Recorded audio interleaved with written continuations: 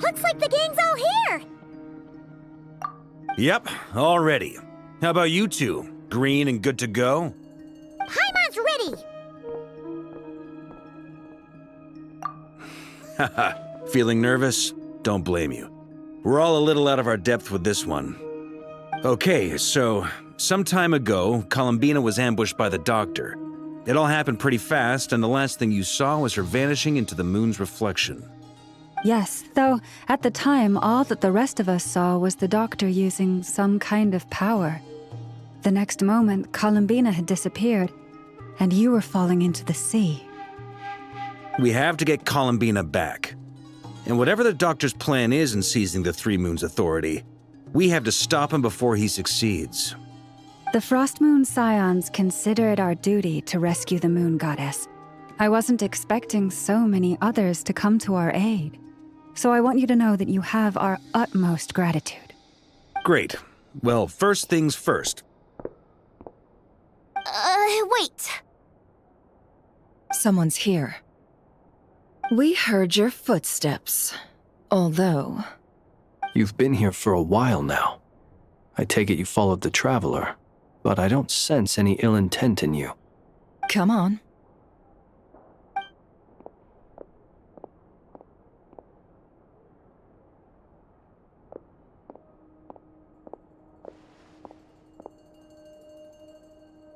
I figured it wouldn't take you long to notice me.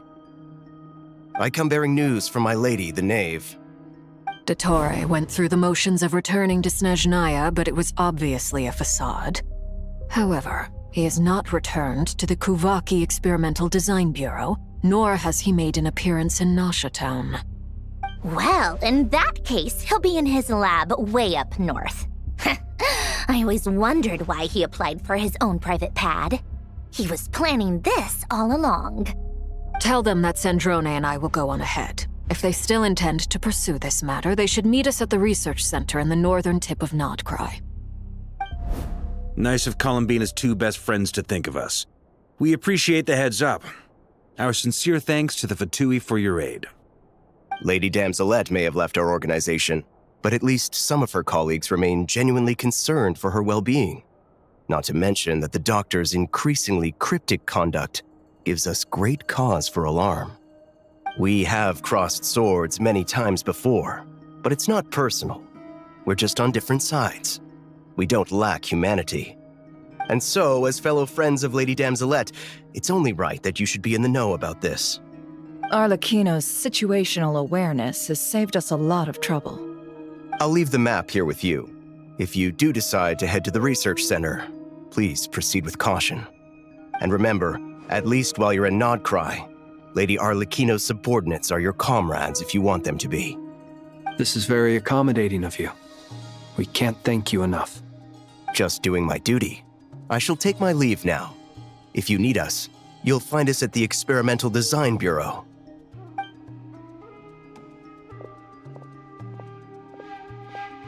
So, the Doctor's left the Experimental Design Bureau and headed to some research center up north. Marionette seems to think he's been planning this for a long time. But when did it start? Before he even arrived in Nodcry? It seems his loyalty to the Tsaritsa is lip service at most. Behind the scenes, he may even be working against her. Whatever his motives, we know that he's decisive and incredibly ruthless. Facing him unprepared would be a recipe for disaster. At this stage, it's difficult to predict his next steps. I suggest we split into 2 groups. We need some people to stay behind and guard Nasha Town. Well, as much as I'd love to help, infiltrating research labs isn't really my area of expertise. But at least take Cool Your Jet's Ducky with you. It should be some help during the battle. And as for Miss Inefa, I suppose you will stay to protect Miss Aino? Detecting operational logic. Protect Aino. Priority. High. Just in case, Servarka, I think it would be best if you stayed behind as well. You can leave the research center to us. I mean, I would have said the Knight of Berea should probably be out on the front line, but okay, fine. Leave Nasha Town to me. Be careful out there, okay? If things get out of hand, fall back right away. Yehoda will be on hand to assist you. In my absence, she can handle any intel gathering work. You got it, boss. You guys make sure to get back here in one piece, all right? We will. Things are moving fast. We'd better head off soon if we hope to keep pace. So, it's infiltrate a secret research facility, or... Yeah, alright. Paimon will help out here instead. Sounds like it's gonna be a pretty intense fight. We all have to bring our A game here. So, anything you need to wrap up before we leave?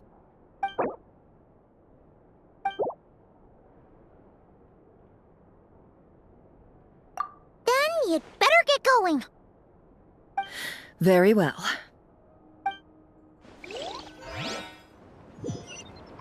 All these broken machines on the ground. Someone got here before us. Could it be Arlecchino and Sandrone?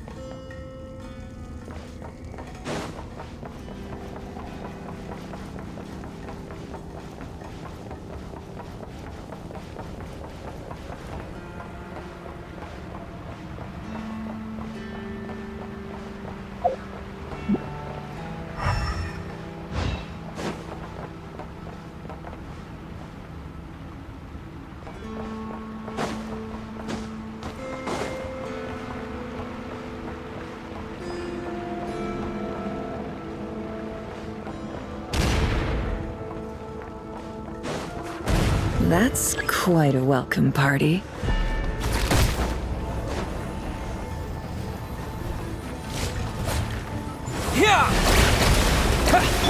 Beware the creatures of the night. Close your eyes. Observe.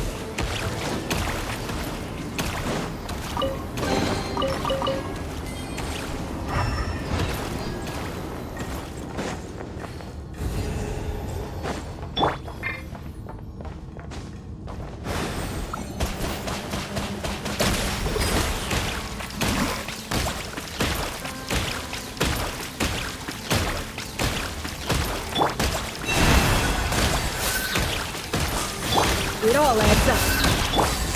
Close your eyes.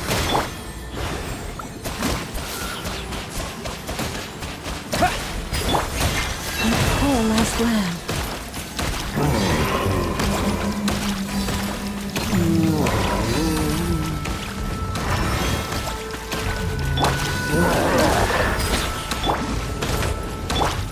Boys, protect.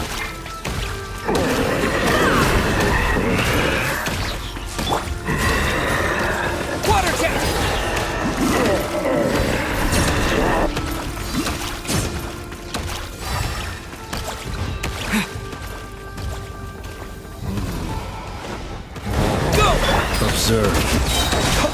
The night cometh.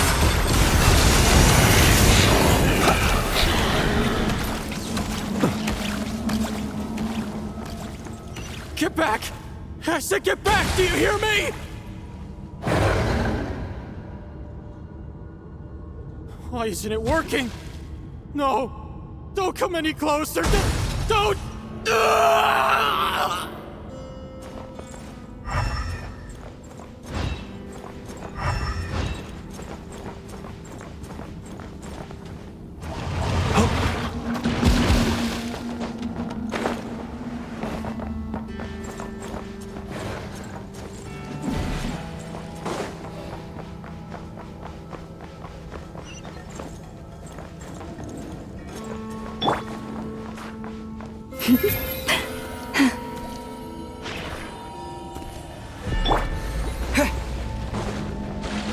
Bombs away!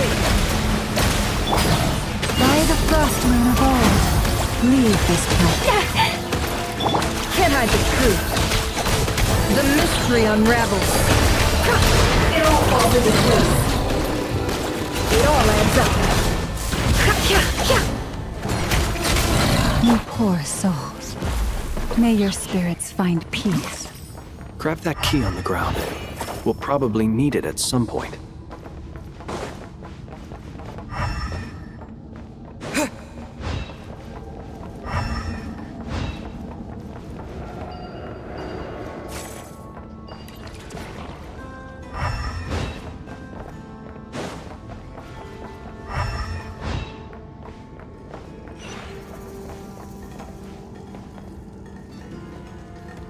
Watch out. There's no way through. Let's go around.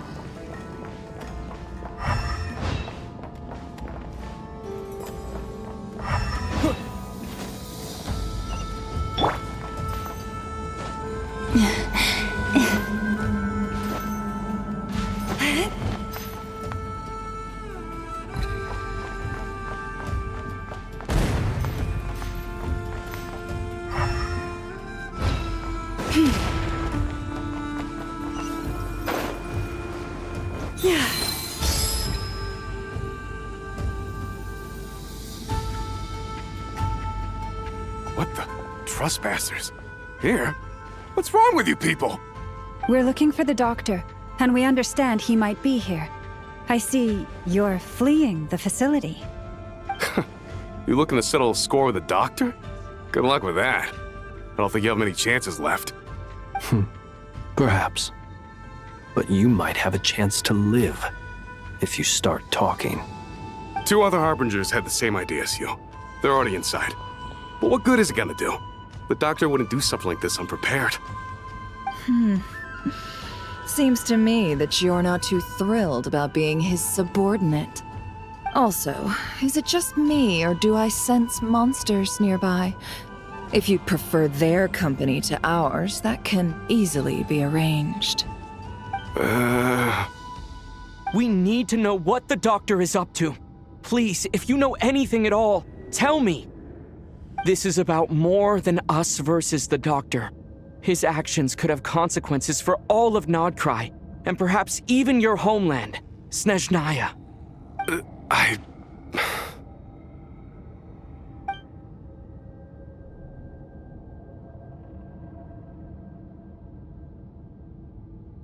He's building something. Ambitious doesn't even begin to describe it. Feels like this could be the big one. God knows how long he's been planning it. A while back, he told us he'd be returning to Snezhnaya. We weren't expecting him back so soon. This time he brought some gemstones with him, or something. 2 of them. The moon marrow spheres. He stole them from their rightful owner, Columbina. Oh, Lady Damselette? Last I heard, she left the Fatui. Before she went, she told us she'd finished what Her Majesty asked of her, and wished to focus on some personal matters. I remember thinking that leaving us might not be the best choice. I mean, I always looked up to the captain the most, and... Back when this all started, the higher-ups dispatched 3 units to Nodcry to execute their plan. They were led by the Doctor, Marionette, and the Damselette, respectively. I was a part of the Damselette's unit to begin with. She never really interacted with us much. In fact, she seemed sort of detached from everything. Not because she was distracted, just felt like she was indifferent to the world around her. Like she had no stake in anything that happened. She always seemed like she was staring off into the distance. Almost as if she didn't see anything worth living for in the present, so she had to look further afield. That's right. She always used to stare up at the sky. The Doctor used to stand nearby and watch her. Apparently they got along well at first, but somewhere along the way, she grew wary of him, started avoiding him as much as possible. After she left, everyone in our unit merged with the Doctor's. He's similarly indifferent to the world, except when it comes to the moons. He seems to have big plans for them. Right now, obtaining the 3 moons is his #1 priority. He even said if he can only get his hands on 2 of them, he'll create a 3rd one himself. How would he create an artificial moon marrow? Maybe the knowledge he gained from the Hyperborean phantoms has something to do with it. Thank you for cooperating. We appreciate the level of detail. I get the sense that you'd serve under Columbina again if you had the chance. Would that be fair? No, she's no longer a harbinger. As a member of the Fatui, my loyalty will always belong to the Tsaritsa. I'm only telling you all this because I don't completely trust the Doctor. His actions do not align with the goals that first brought us to Nodcry. I understand. We'll do everything within our power to stop him. The Knaves unit is based at the Kuvaki Experimental Design Bureau. Maybe you can seek refuge with them. Well, now we know what's going on here. Artificial moon marrow. He's likely well on the way to completing it. Dottore's technological capabilities are far more advanced than I thought. I fear this could get ugly. Everyone, prepare yourselves.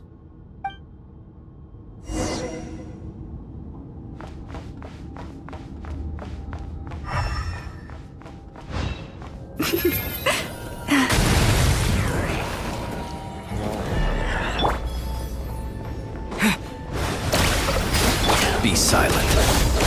Observe. Night falls.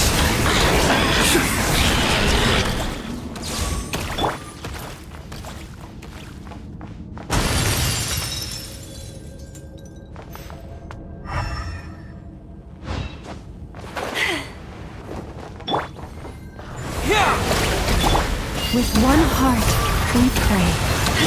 Can't hide the truth. The deception ends here.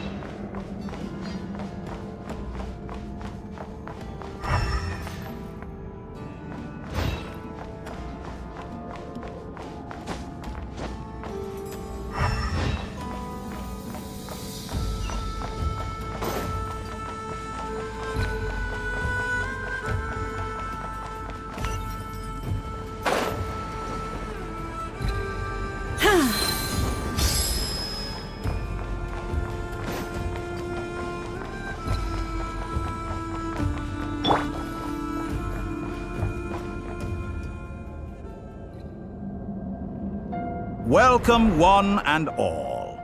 I've been expecting you. I hope my humble research facility is to your liking.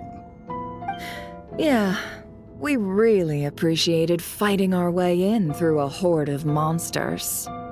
The gall. You expect us to believe you've just been patiently waiting for us? Of course I have. Should I be worried about something?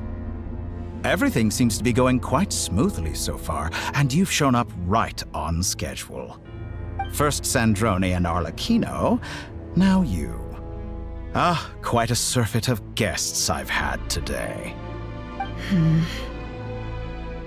If you were looking for them, I should probably mention that Arlecchino disappeared as soon as she entered the facility. As for Sandrone, why, she stood right here only moments ago demanding answers from me at the top of her voice. Hardly out of character. She never was one for basic courtesy. But I have to admit, I was a little surprised to see her showing concern for someone besides herself. Does everyone you associate with undergo such a change in temperament? Speaking as a researcher, I have to say, it is not a change for the better. It threatens one's ability to remain objective. Well, since you ask... So you've got your hands on the moon marrow, and now you're claiming godhood. Don't you think that's a bit of a stretch, dottore? I must protest what you are insinuating with that phrase, claiming godhood. I am not claiming anything. I am stating a fact. You're a researcher. I'm sure you appreciate the distinction between the two. Huh? Wait, you really think you're all that? You'll excuse me if I'm not being a polite little lady for you. We're colleagues. We both know what kind of person you are. By the same token, I knew you'd respond along those lines. You and I both understand that facts speak louder than words. To that end, I've had my people send you a small gift. It should go some way toward helping you understand my present position. What gift?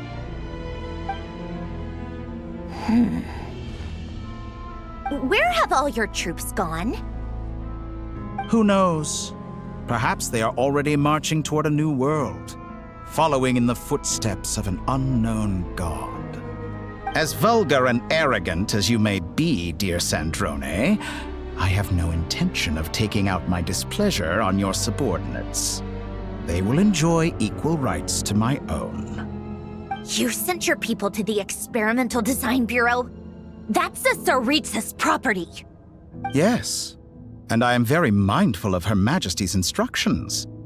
But you know full well that they do not conflict with my present goals. In which case, all I'm doing is conducting another one of my experiments. Is there a problem with that? Now then, you have a judgment call to make. Am I simply lying to stall you? Or is it possible that every word I am saying is the truth? In which case, your subordinates really are in danger. So now you've turned on fellow Fatui soldiers. You're completely insane. I have set a new rule for myself. Each person gets one chance. Naturally, that includes you, Sandrone. If you wish to leave, I won't stop you. We are colleagues, after all. Scumbag!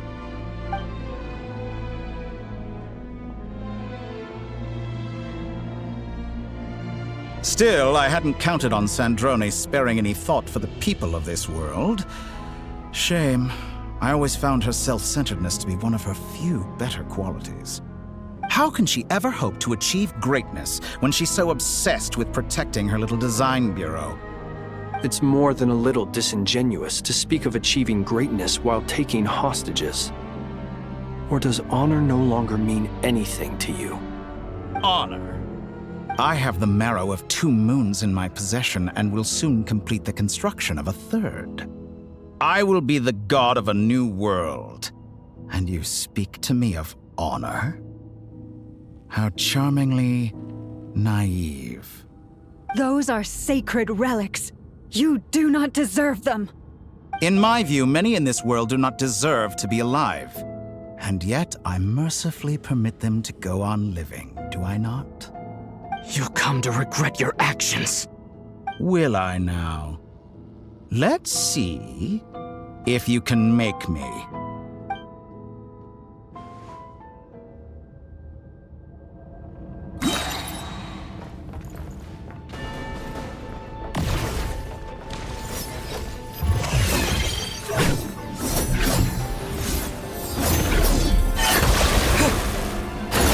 Won't feel a thing.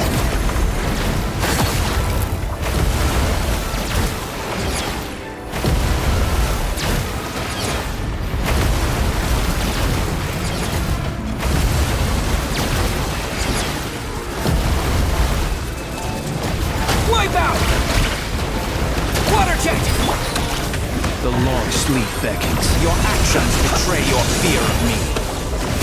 Close your eyes. Do you fear the dark? Forest, Protector. Go! Arlecchino. Thanks for the assistance. Arlecchino. They see you as an ally. What a farce. You're clearly here to destroy my research, not me. I I'd say your research is more valuable than your life. Am I wrong?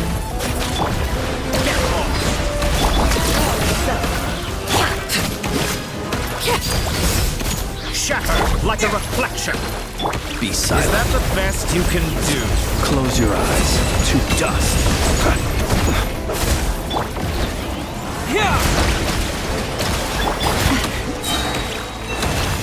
By the frost moon of old. Can't hide the truth.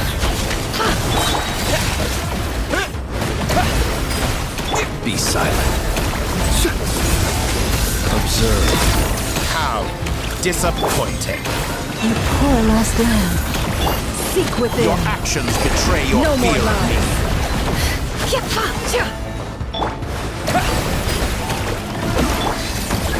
With one heart, we pray. Can't hide the truth. No more lies. Is this all it takes to tie you? It all falls into place. Is that the best you can do? Get lost! Forest, protect. Can't hide the truth. The mystery unravels.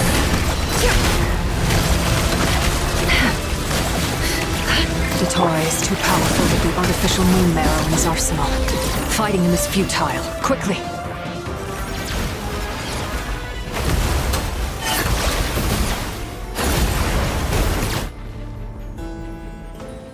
Let's go.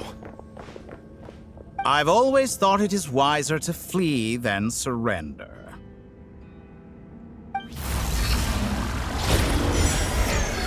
Watch out! What the? Forget about me! You should... Where's the Traveler?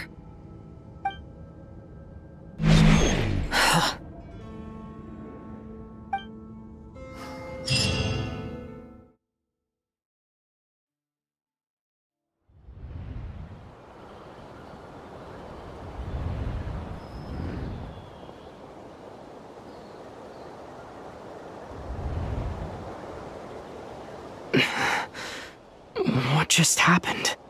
Nasha Town? How did I get here? Strange. I remember being trapped by dottore during the battle. And now all of a sudden, I'm here. Something weird is going on. I guess I'll start by exploring the area. Huh? Traveler? What brings you here at this hour? Huh? What are you in the mood for today? A hot dog? Or something else? We've got some special discounts at the moment. Want to see the menu? Sorry, I'm not hungry right now. Ah. Well, feel free to take a seat for now. Let me know if you change your mind. Everyone seems to be acting normal. Am I just overthinking? Oh, darling, look who it is. One of our regular customers. Get the Traveler something to eat, would you, dear? Wait, why is he talking like that? Well, I'd love to, but can't serve a customer unless they order something. Anyway, I take it your business is wrapped up? Yes, thankfully. It was a long trip, and it's left me feeling pretty exhausted. But the upshot is, I won't have to leave again for a good while. We can have some quality time to ourselves. Wait, these two are a couple? I see some kids around too. I didn't know they had a family. Hey there! I haven't seen you in ages! What's keeping you so busy? I've been looking forward to playing with you again. You forgot already? You're silly. Daddy brought you over to our house recently. We had some snacks together. What is she talking about? We've had a lot of customers over the last few days, so we've been real busy. And like my mom always says, some people are more than just customers. They're friends. Oh, another customer's arrived. I better go see what they want. This is all wrong. I never once heard the owner of this restaurant talk about their family. It certainly isn't a family-run business. And that child? I don't recognize her at all. Could this be a false memory? Very good. I knew you had it in you. Aren't you going to try the house special? When did he show up? No. None of this is real. You don't seem to like it here. That's fine. We can change venues.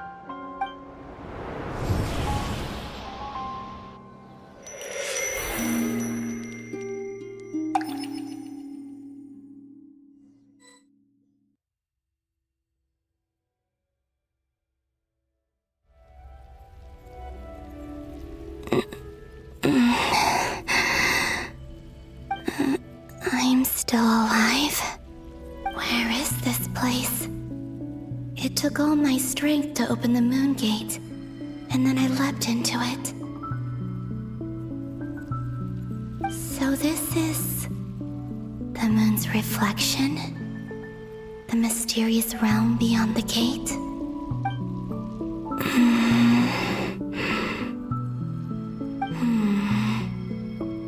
I can't sense anything.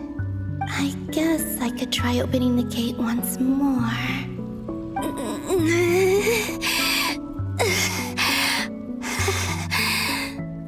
No response. Maybe this space can't be opened from inside. If this was the space that killed both Revier and his lover, then why am I unscathed? Or...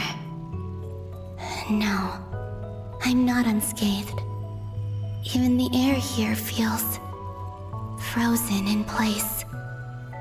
There is nothing here with which I can restore my power. I should conserve my strength and proceed with caution.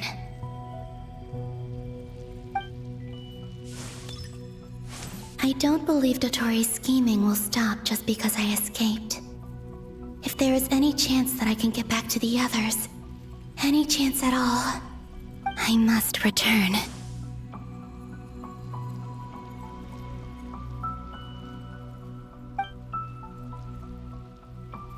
Emptiness, silence. What is this place? Or maybe the real question is, what is it for? What's this? Looks like it responds to my power.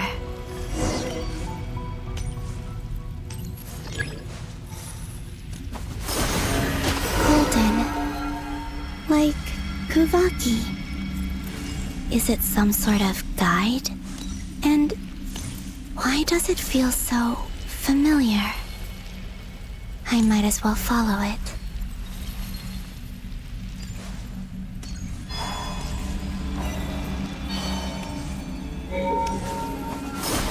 Where does this lead?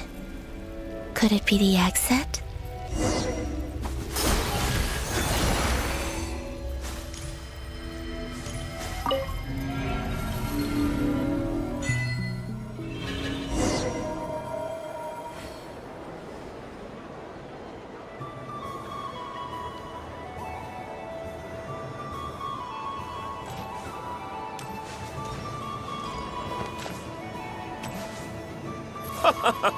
Welcome home, Moon Goddess.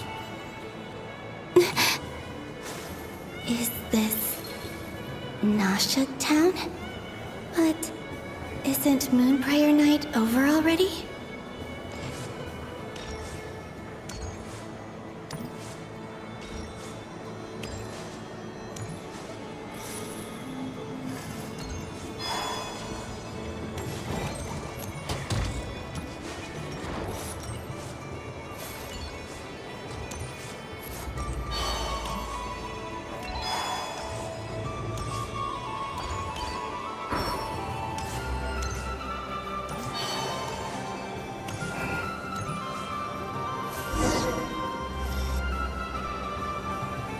Goodbye for now, Columbina. I hope you have a wonderful night. I will. Lama, everyone else, and me? Are these my memories?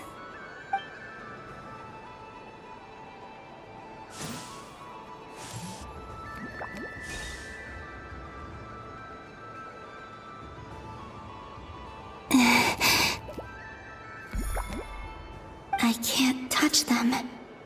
It's as if we're separated by some impenetrable power.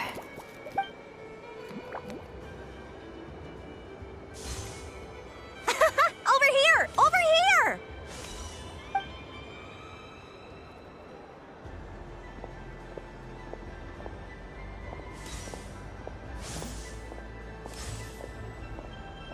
But the people in these memories pass right through me. Just like when I disappeared. If only I had known what would come to pass after that. Even so, I should still take a look around. Just being back here, it gives me the strength to keep going.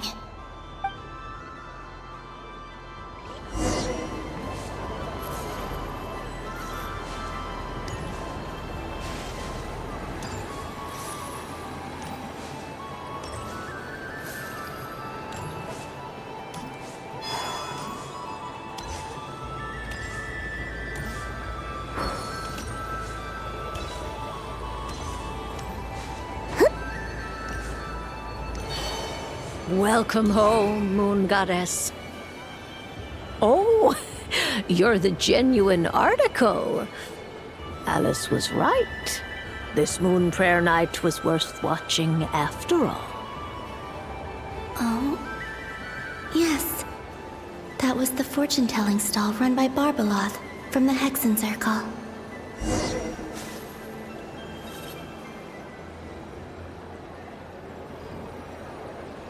Please, draw the first lunar arcana. This represents destiny and is the foundation for the divination as a whole.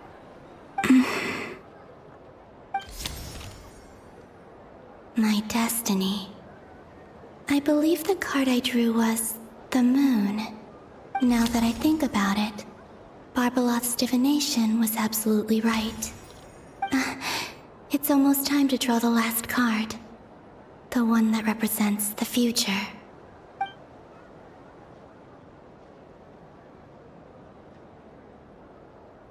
That was the card that popped out on its own. From here, I think.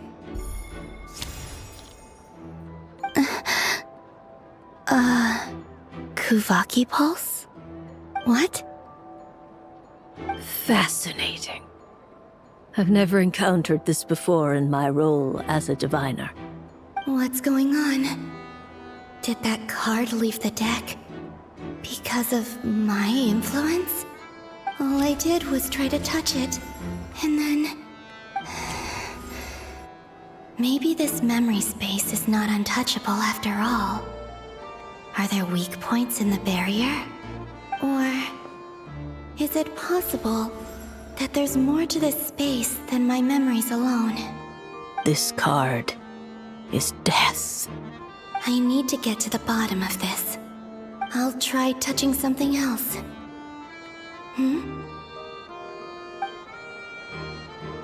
Is this... the wind? No, it's gravity. It's pulling me outwards. No, Traveler!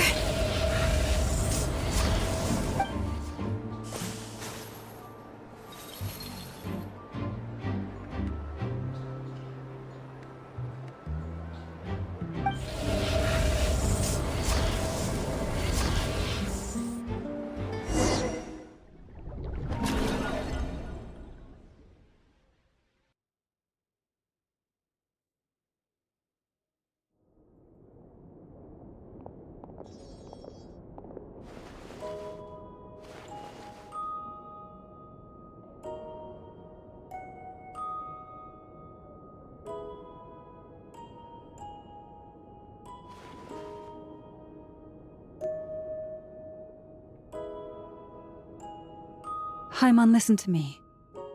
From the bottom of our hearts, we are so sorry. We completely understand how you must feel. The Traveler is trapped, and we all feel responsible for it. Don't say that! Paimon's not a little kid! You didn't leave him behind on purpose! There was nothing you could do!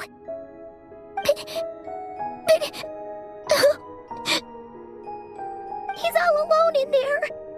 What if if something happens to him? What are we gonna do then? We've barely spent any time apart since we met.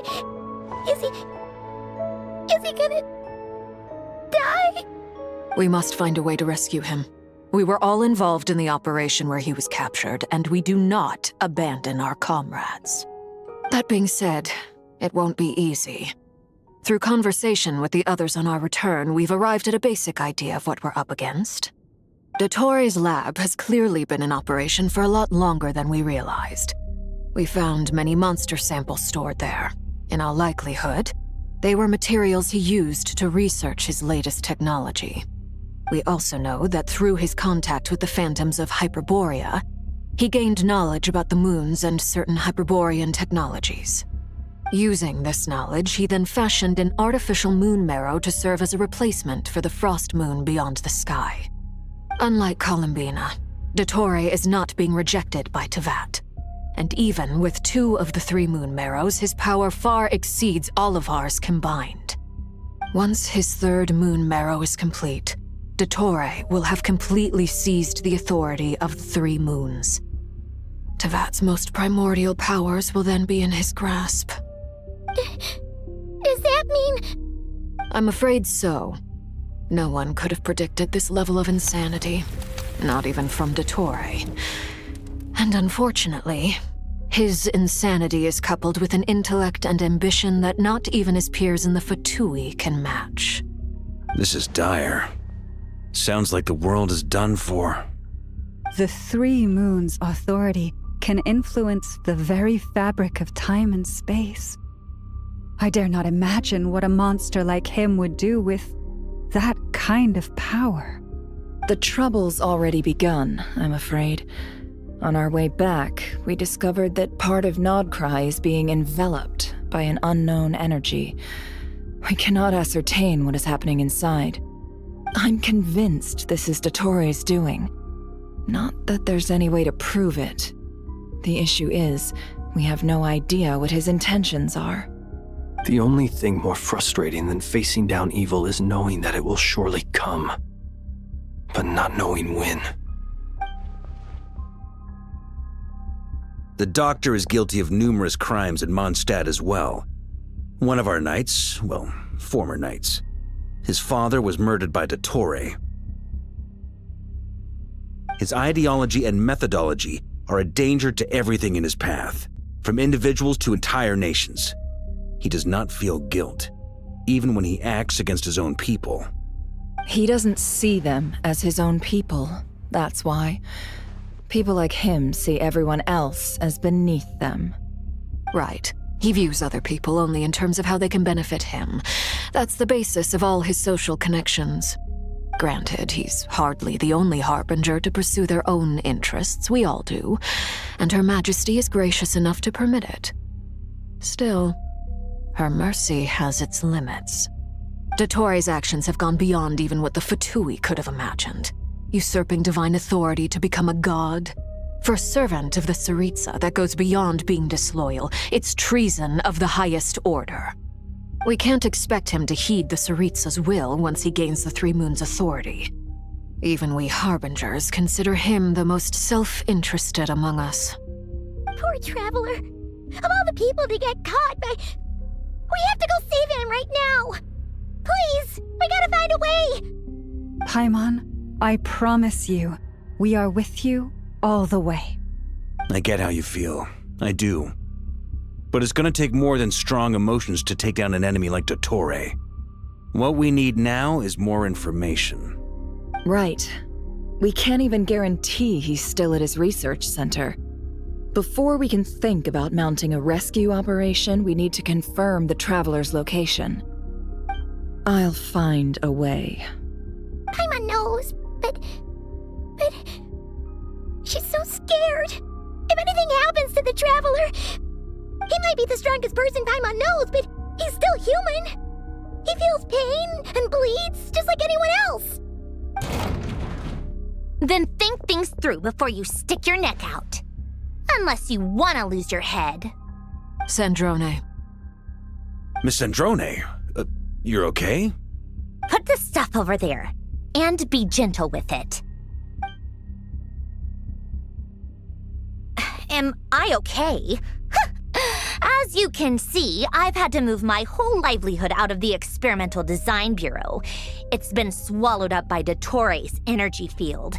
If I'd left it any longer, I probably would have gotten stuck there. Ugh, Dottore always goes a little loco when he finds a shiny new toy. Not that he'd ever admit that. But this time, he's gone full psycho.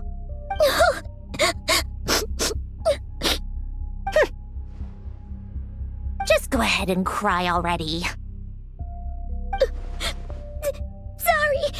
Paimon's not trying to make a scene. It's just, she can't.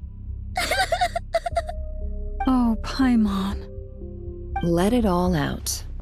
There's no shame in it. When you're overwhelmed by fear and despair, crying can help get it out of your system. You'll feel better for it. Okay then, while the baby of the group is having a moment, how about the grown-ups get to work? Give me your hand. You've made a discovery? Polonia, scan.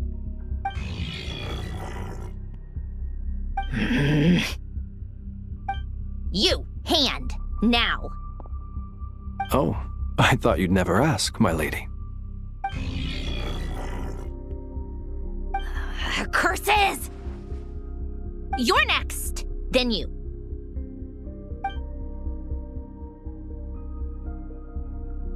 Dottore, you son of a... He's done something to us! Everyone who entered his research center has been implanted with some sort of curse. I don't feel anything unusual at the moment. Does that mean it hasn't activated yet? Is there a way to figure out its purpose and what might trigger it? My best guess is Dottore created it using the Moon Goddess's powers.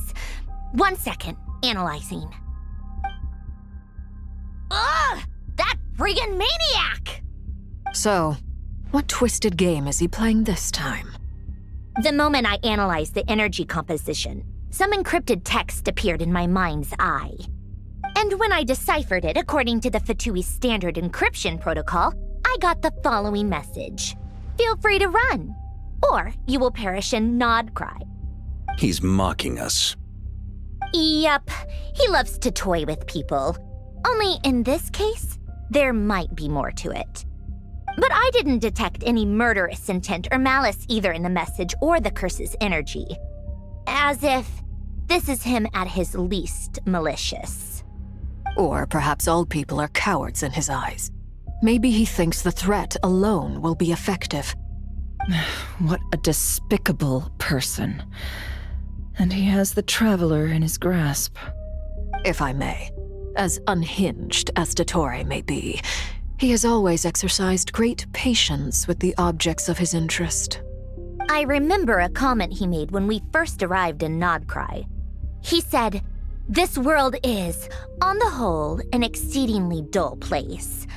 But at least there are a few intriguing features, such as the gods, or the Traveler. Presumably, they interest him because they're unknown quantities. He wants to understand as much as he can about them." Agreed. The Traveler is Tevat's fourth descender. All Harbingers are aware of this. Since Dottore took such pains to capture the Traveler, he is unlikely to kill him right away. Okay, but we still have to do that rescue operation. Of course.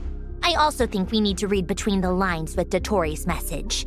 If he's encouraging us to run, that means we mustn't leave Nodcry under any circumstances. My guess is, his curse will only trigger if we leave.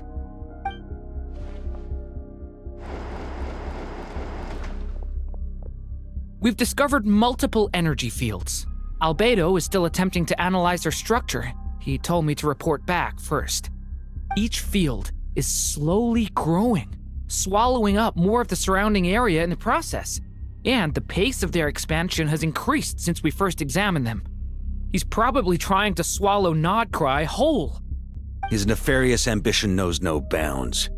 If this continues, the whole of Tevat will be in trouble, not just Nodcry. The loss of Columbina could not have come at a worse time.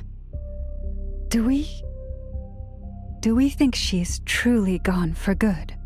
She entered the space beyond the Moon Gate, knowing what became of Rerir and Thalindus. I'm sorry, but I fear the odds aren't good. Don't be ridiculous. If I know her, she's busy finding a way back as we speak just so she can annoy me. She isn't dead. Whatever has become of her, the fact remains that we are two comrades short on the eve of a decisive battle. We need to find out the Traveler's location. But there is also other work to be done. Agreed. Whatever Dottore's planning, we have to get the local populace somewhere safe. So, as well as a rescue mission, we have to organize a mass evacuation at the same time.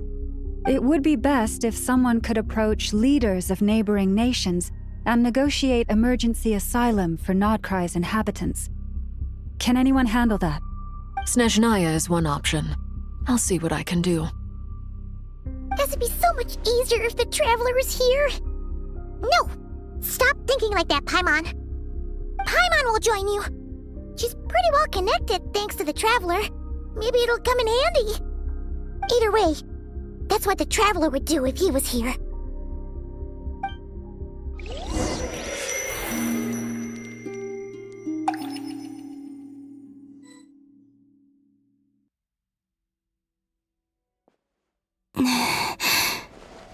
Back here again. That gravitational force that pulled me back. Is this where it came from? When I saw that memory of Moon Prayer Night, I think I influenced reality. Was it just a coincidence? Or if only I could have sent the others some kind of warning on Moon Prayer Night. Maybe we could have stopped Dottore. I feel so heavy. Does entering that space consume a lot of energy? Well, even so, I have to keep moving forward. Back to emptiness and silence again. I should try and find my way back inside that memory.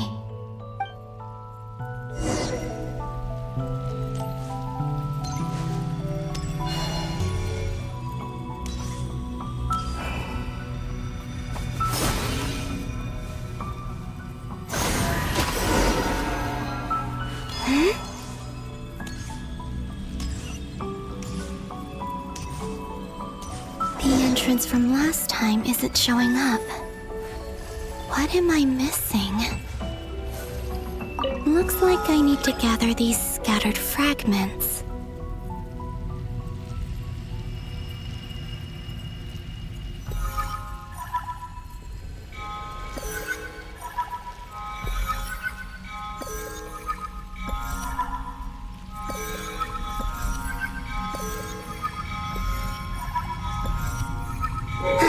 It worked! Hopefully I can stay inside for a bit longer this time.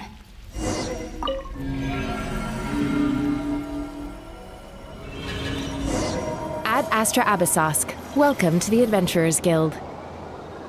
What? This doesn't look like Moon Prayer Night. Extra, extra! Latest issue of the Nasha Express! I don't think I've ever been here. Maybe this space isn't comprised of my memories after all. There aren't any festive decorations around. Is this Nasha town after Moon Prayer Night ended? Did Dottore's plan not affect the town? Or is no one aware of what happened because he used the Three Moons' authority? Let me see if I can influence anyone else. So, what do we do next? Wait, that voice. Paimon? The most important thing right now is to find that mage. Lauma the Traveler and Mr. Varga are here too. I'd better go pay the Fatui a visit. Traveler!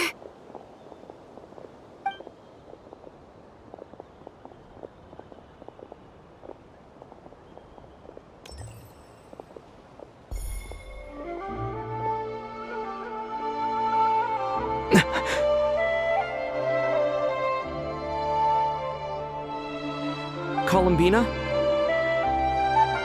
I made contact. It's me, Columbina. Huh?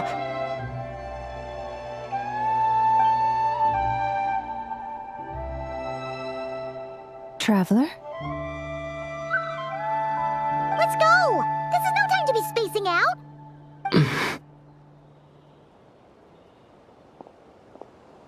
Huh? Wait a moment. This has happened before. This is what happened when I disappeared. I stood right over there, thinking that no one would ever find me again. It was only when he called my name that I decided to follow them. But did he turn around because he sensed my touch just now?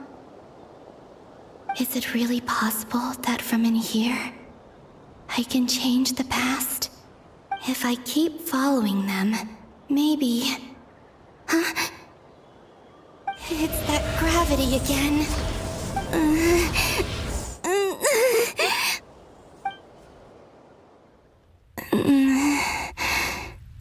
Every time I influence reality within that space, this force intervenes and pulls me back. It's as if it's trying to stop me from leaving.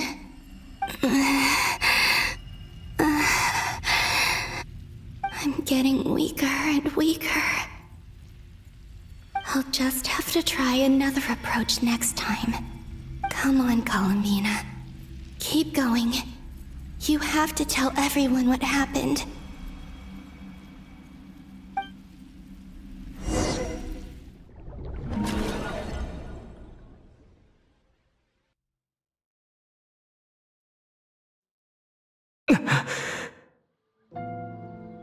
Suddenly, I've been plunged into darkness. Alone. It feels strange. As if something has grabbed hold of me. Is dottore now powerful enough to interfere with space itself? Look at you, standing so still in total silence. I almost didn't recognize you. Hello there, traveler. He seems to be in a good mood. Wait, what's that behind him? Ah, so you noticed. This is the completed trilune. 2 primordial moon marrows and 1 artificial specimen. You are wary of it. Good. Maintain that reverence. You performed well in that recent battle. Brave and reckless as always. Courage is the sign of a true hero, and impulsiveness is the hallmark of those who strive to advance. I say this not to belittle you. Most creatures are far more timid by comparison. 3 moon marrows? Does that mean the artificial one is now complete too? Well spotted. What do you think? For a replica I built myself, I dare say it looks the part. Dottore, are you planting illusions in my mind? I have no interest in fooling your eyes. On the contrary, I hope to show you the true essence of all that you see before you. Is this not a beautiful city? People live in peace and find joy in their work. The streets are safe. People can even leave their doors unlocked at night. You might say it is the Elysium everyone dreams of. All available data indicates your values and worldview conform with the mainstream. This kind of society should be quite to your taste. False beauty is deceitful. Lies are to no one's taste. I wonder, is it your moral standards that are too high? Or your expectations of reality? Answer me this. If someone existed in a sweet dream from the moment they were born, a dream in which they never once felt pain, which do you think they would consider superior? The dream or the reality? That's pure sophistry. It has nothing to do with your actions. As I suspected. You have yet to understand all of this for what it really is. What do you want from me? You sound impatient. Do you think the only reason I'm keeping you is because I want something from you? If it's not, then why haven't you killed me yet? No one can stop you if you're as powerful as a god. I'm delighted you recognize that fact. I believe we last squared off in Sumeru. Ah, the memories. How time flies. You and I have both grown. I'm not surprised that Arlecchino and Sandrone worked with you. You've always a way of slowly but surely ingratiating yourself with all levels of society. People laud you as a hero, but I suspect there's more to it than that. Oh, but to be clear, I don't say that to flatter you. Do you always give your opponent an appraisal before you deal the final blow? Call it a long-time habit. I'm a researcher, and one of my duties is to give an objective assessment of my subjects. But you misunderstand. We are not opponents. Not at this moment. I just want to talk. Think back to Tartaglia, Arlecchino, Capitano, Columbina, and now even Sandrone.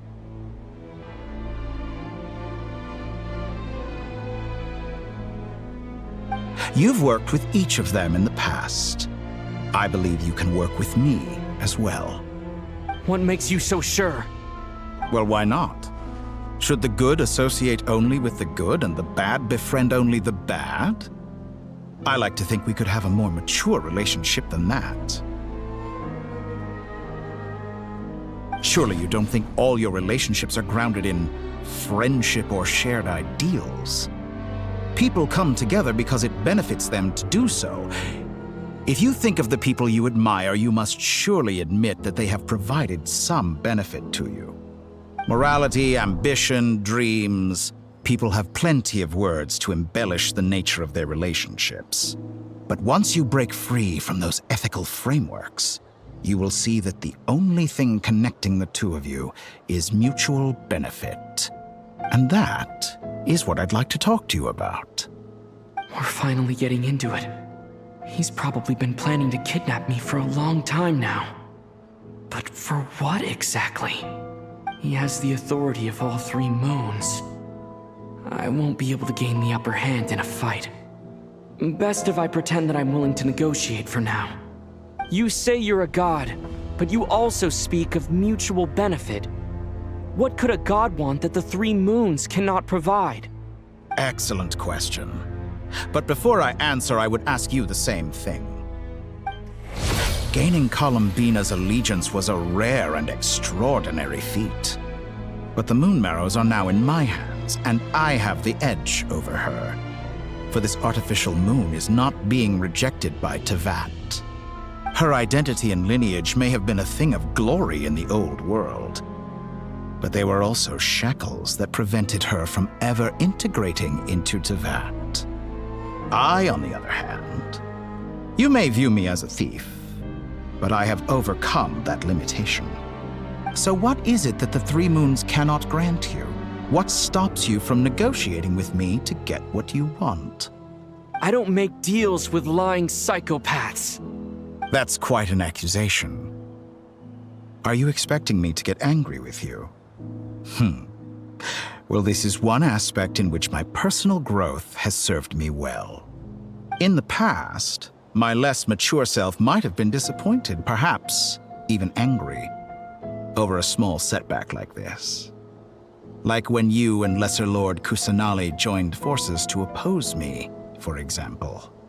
But things are different now. Just as the rich do not quibble with the poor, I no longer find myself perturbed by these trivial affairs.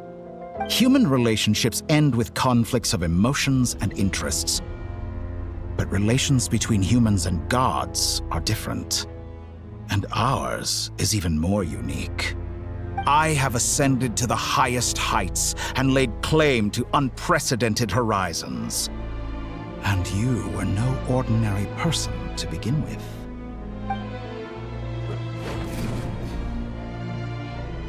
Allow me to show you the world, Descender.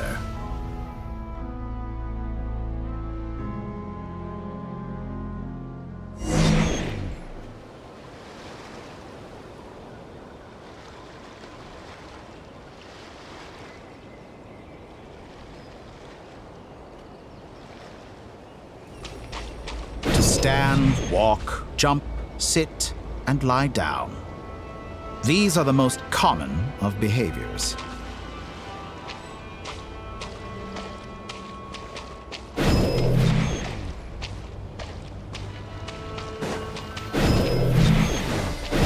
Have you ever wondered why we were born following such laws? Who stipulated that we could not fly instead of walk?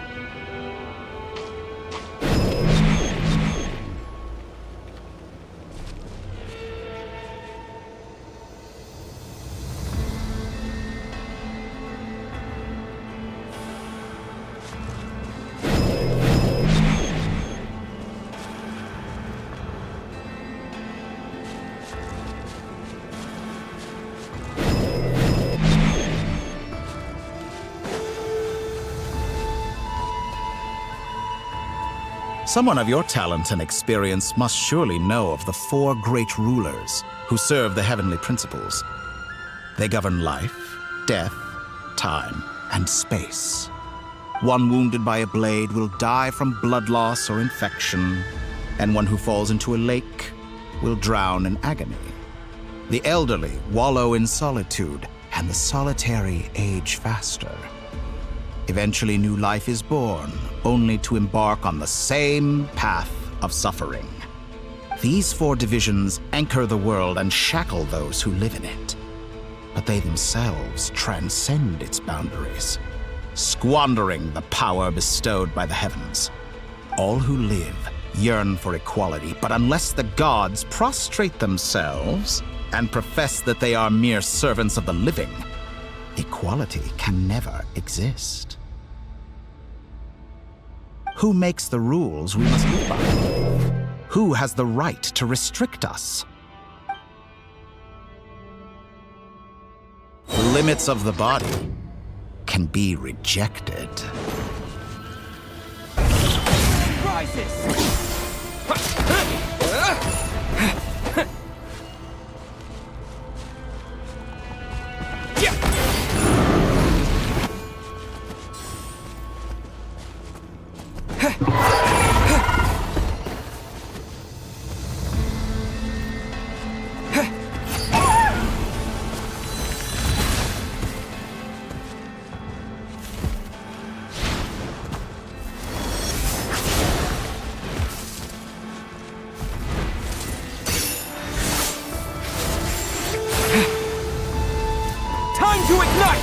How does it feel to be among those with absolute power?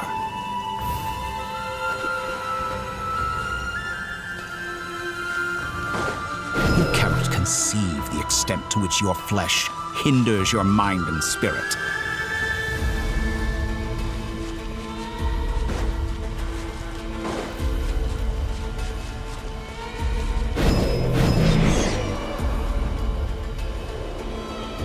Only by discarding our useless, primitive eyes can we perceive a new world.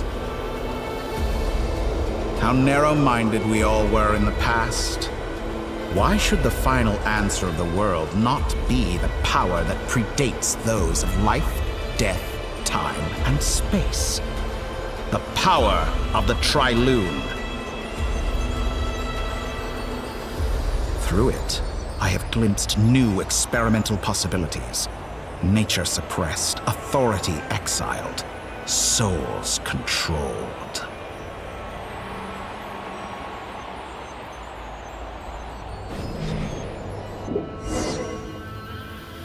You know, I heard recently that a group of critics reviewed countless stories and drew an interesting conclusion. They found that it is more often than not the villains who strive tirelessly to push the boundaries of progress. In fact, long before this, someone voiced a similar idea in an academia editorial.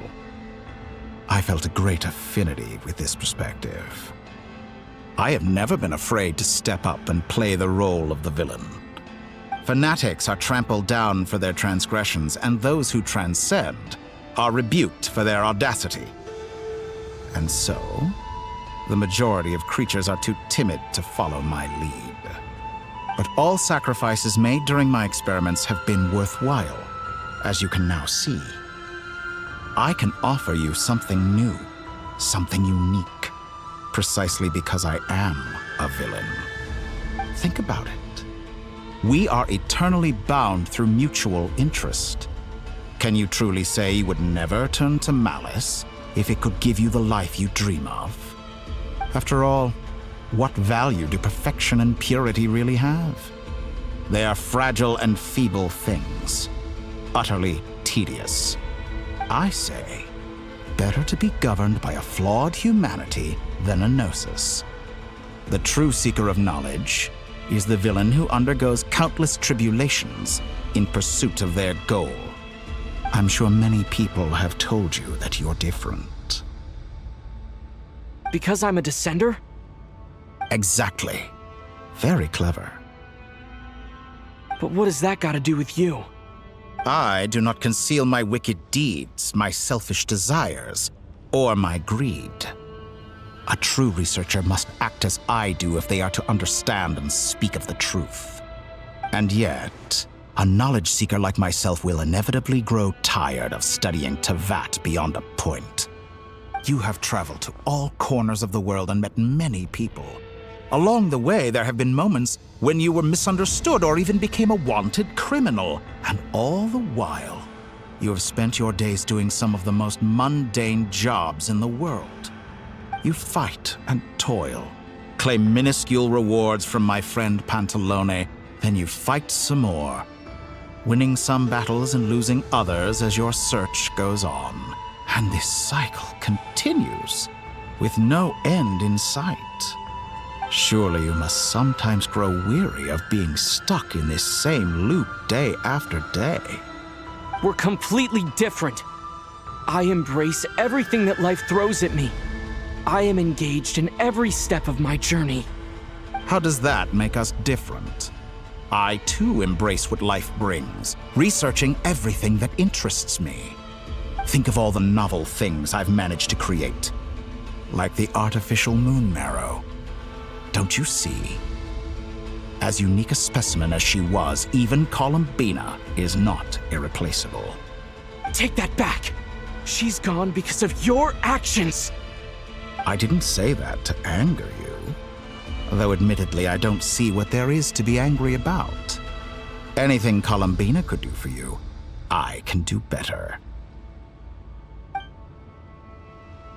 I know what your ultimate goal is. You wish to walk the path your sister walked, and seek answers from her at the end of that journey, don't you? Someone like you could never understand what it feels like to care about another person the way I care about her. Perhaps not, but that doesn't mean I can't help. I could find your sister right now, bring her before you, and make her give you the answers you seek. Don't be so presumptuous. You'll never begin to understand the situation between us. Oh, no. This is no presumption. I'm only offering what I know is possible with the power of the Trilune. But it seems like you would sooner continue with your journey through this world. Why? Do you truly desire this journey? Or is it simply a necessary process from which you cannot escape? Think of all the time and energy you have spent, everything you've had to endure just to make it this far. Is this really what you want? Or has your hand been forced by the promise of that final answer? Yes, you have made many friends. But do they ever spare a thought for the void in your heart and what it yearns for? What you want is not friends. It is family. But do they know this? I, on the other hand, am far more considerate. Join my experiment, and in return, I will bring your meaningless journey and all its struggles to an end. This is a malicious attempt to manipulate me. But at the same time, he's stating some very human truths. Of course he's right about my predicament. How can I deny it? I have faced ungrateful strangers, never-ending troubles, an endless quest for answers. I want to see her. After everything I've been through, words can't describe how much I miss her. How much I want to be reunited with her. Wherever you are right now, do you miss me too?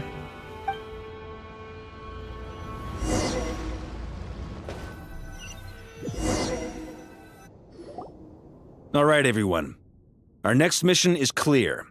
We need to contact all the major organizations, explain the situation to the public, and then begin the evacuation. The residents of Not Cry are quite dispersed. The two most populated areas are the Southern Isles and Pyramida. Miss Lauma, I will leave Hisi Island and Nasha Town in your hands. I will liaise with the Fatui and Pyramida. Agreed.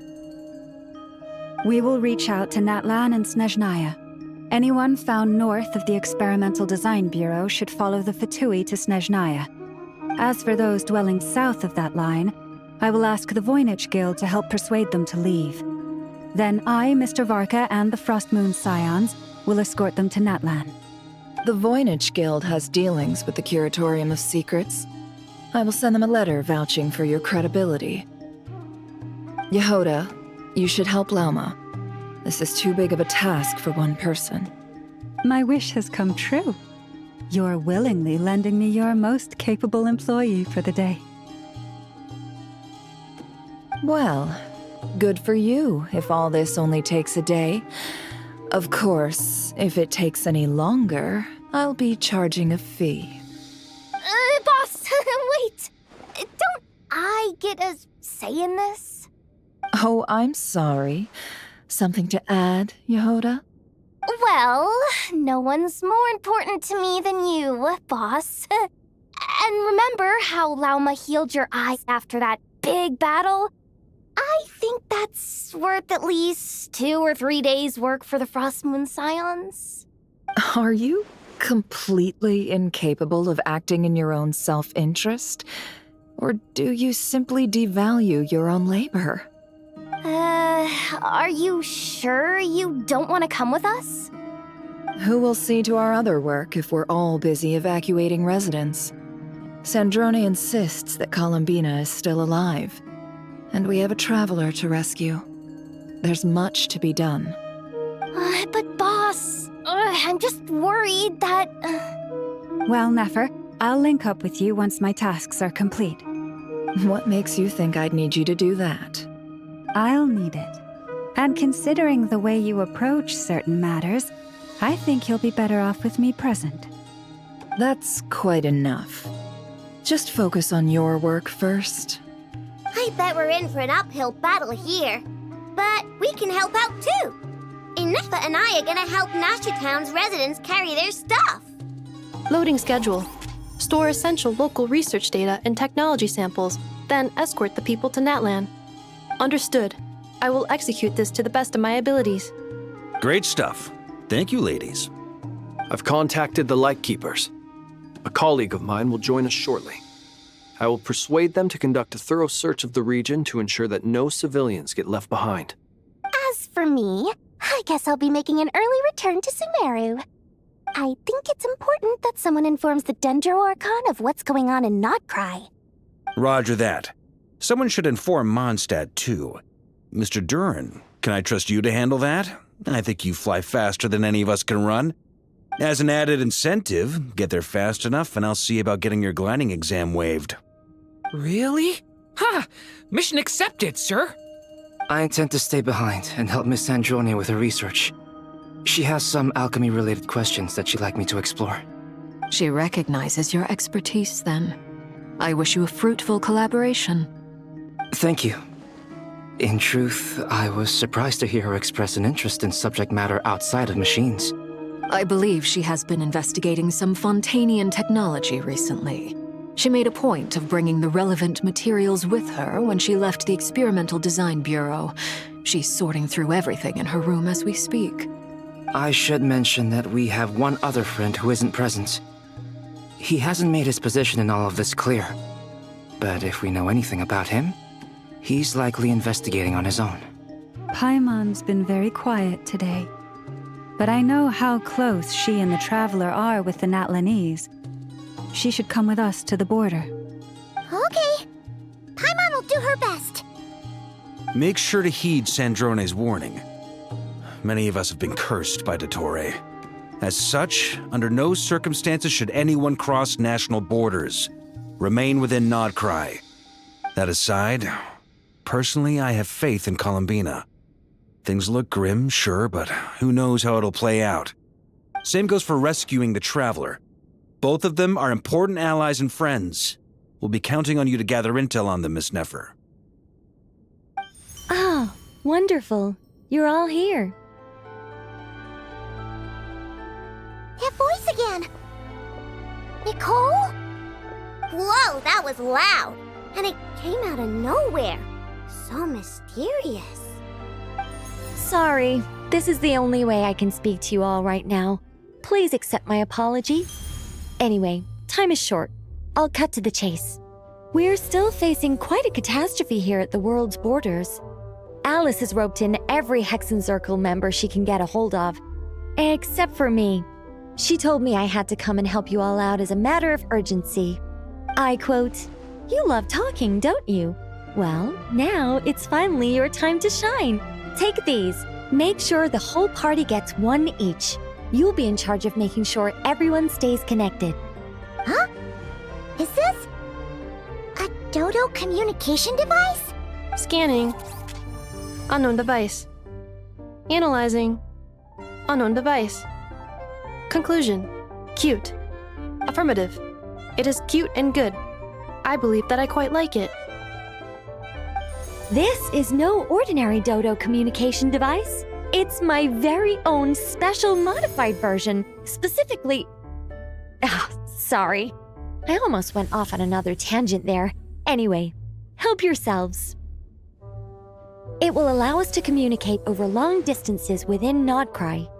No more worrying about shuttling messages back and forth. What astounding technology. Am I right in assuming that it relies on your personal abilities to function, Miss Nicole? Yes, exactly. Right on cue, Albedo. I'd love to brag to you all about how it all works. But no, next time. Anyway, I'll be right with you all, serving as a communication hub. That's all from me. Head off as soon as you're ready. I'll be staying here to keep watch, and I'll be sending you my blessings.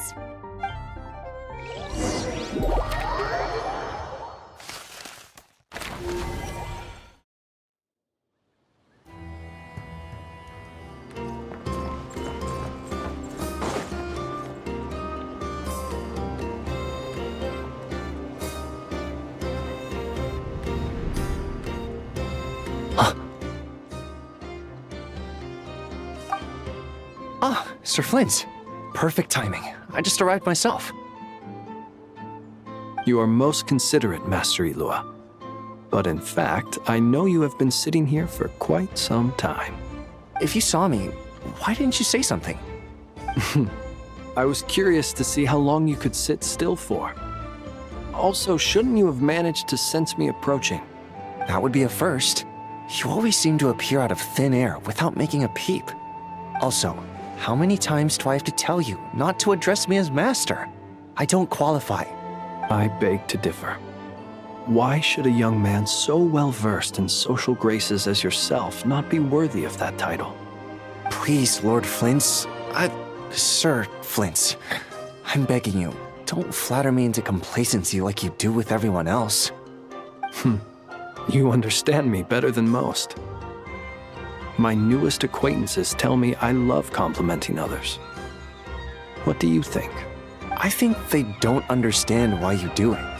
You just love puffing people up till they're a big, happy ball of hot air that floats away into the sky. In all sincerity, I can only hope that they bring good tidings when they come back down to Earth. Is the situation that bad? We just held a strategy meeting. Let me fill you in.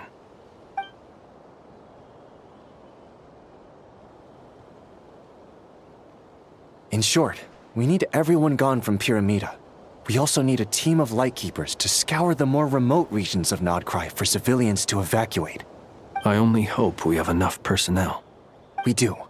Old Man Nikita will definitely help, and we can recall anyone out on patrol to focus on this instead. Good. I'm sure you and the others will make short work of this. Now, don't forget, Once you've completed this task, make sure you and the rest of the team evacuate to either Snezhnaya or Natlan as well. Flint? If you've got something to say, Master Ilua, why not guess what I'm thinking right now? You mentioned that you have something else to deal with later. How difficult is it going to be? I doubt it will be easy. I know you're a Lightkeeper, and it's your duty to protect others in times of crisis. But I have a feeling that you'll be walking into grave danger. However bad things have gotten in the past, Nodcry has never faced a mass evacuation before. But from the sounds of it, you don't intend to come with us. I don't mean to pry, and it's probably none of my business. But whatever it is you're intending, you don't have to go through with it, you know. I've been afflicted with some sort of curse, and I'm told it may well trigger if I set foot outside of Nodcry. As such, I cannot leave. I have to act, if for no other reason than to fight this curse. What? No. Why? Why would anyone want to curse you? There are plenty of people out there willing to trample over others in pursuit of their own goals. Frankly, Sir Flint, I am furious. You're making light of what is an incredibly serious situation. Indeed I am. And? And what? I told you, I'm furious about this. Nothing I can do about it, I'm afraid. Things happen, and we just have to deal with them. If you find yourself feeling angry, perhaps start by drinking a big glass of water. Hey, you mean you're completely unmoved by my anger? I'm devastated. Then allow me to express my sincerest regret. Come by the lighthouse sometime. We'll catch ourselves a few fish, have a little barbecue, play some cards, and bask in the sun. Maybe I need to spell this out. Lean in a little, Flint. Oh my, this doesn't bode well. Word is that you were caught up in a real horror show recently. People were amazed that you returned safe and sound. They've been debating whether you're even human. I've returned safe and sound from plenty of crises. When you say people, do you mean other people? Or do you just mean you? Fine. I'll be frank. You're not human, are you? Heavens. Now that's a horrifying thought. You know what? Forget it. We'll revisit this once it's all over. A sound plan. Albeit a little ominous sounding. Just promise me you'll come back in one piece, all right? For you, Master Ilua. How could I refuse? Also, please pass my regards on to our colleagues. Tell them, thank you all for your assistance. Please put safety first as you proceed with the operation.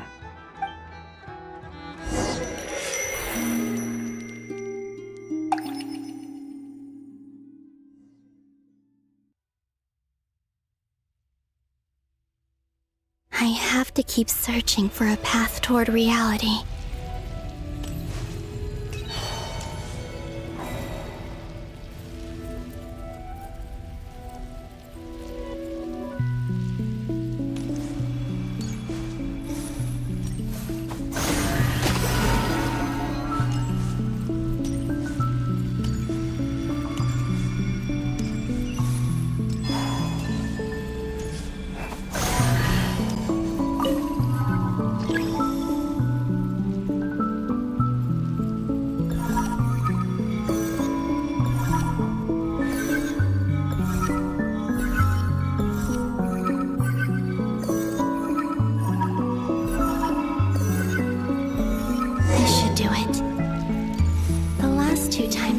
Influence reality in this space. It consumed a lot of Kuvaki. I'll try and be more careful this time. I need to leave key clues behind using less power. I hope everyone still remembers what I said on Moon Prayer Night.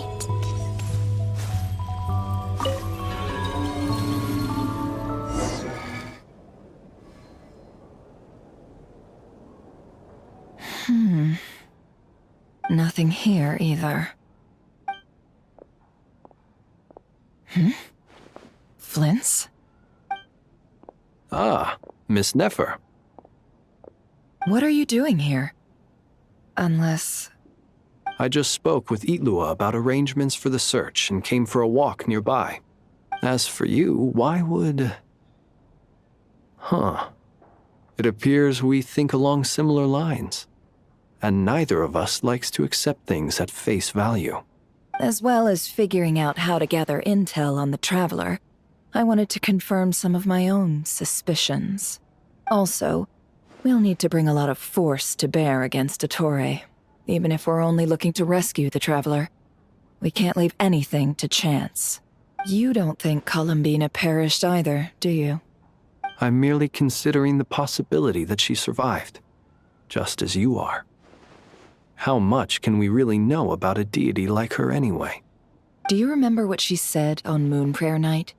About using moonlight to send messages to us? Of course. I think that's why we're both here. Where have you checked so far?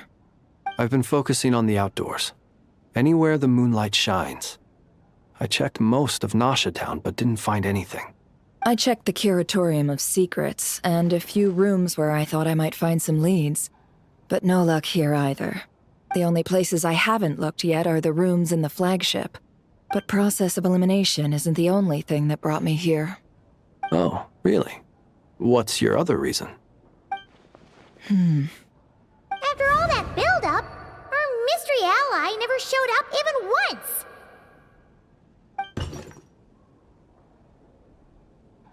Huh? Am I imagining things?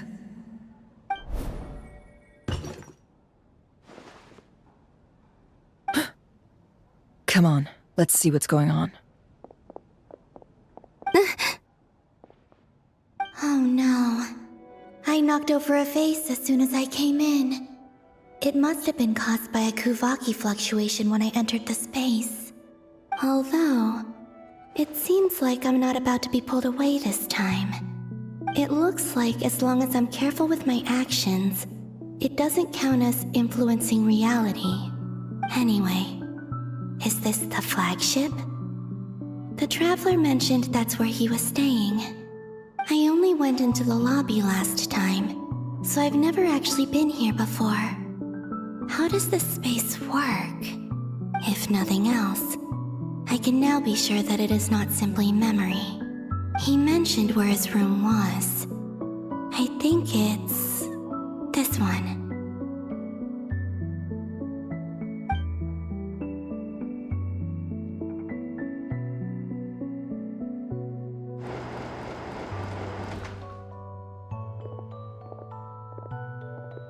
The door is closed. But if this is anything like when I disappeared, then maybe...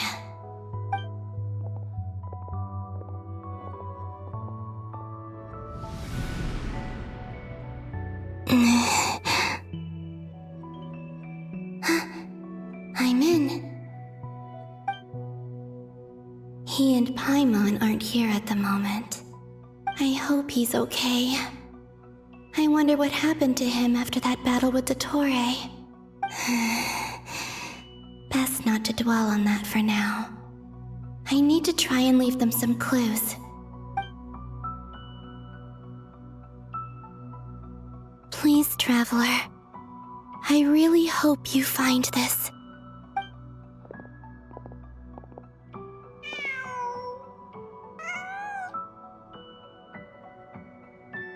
Huh. Just a cat. Nothing else here strikes me as noteworthy. Didn't you stay here for a couple of nights once? Before Rarir showed himself, yes. It's also where the Traveler and I first met. Did you notice anything unusual during your stay? I remember thinking how much noisier the flagship is at night compared to the graveyard. Other than that, no. Traveler and Paimon were most congenial neighbors. This is where they've been staying, yes? Over here? That's right. I wouldn't usually condone breaking and entering, but we can make it up to them later. Focus now. I have to write a message on the wall using Kuvaki, just like I said on Moon Prayer Night. Simply open your windows on nights when the moon shines bright, and the moonlight will naturally flow towards the words I have written. Here goes. I'll need to carefully control my strength.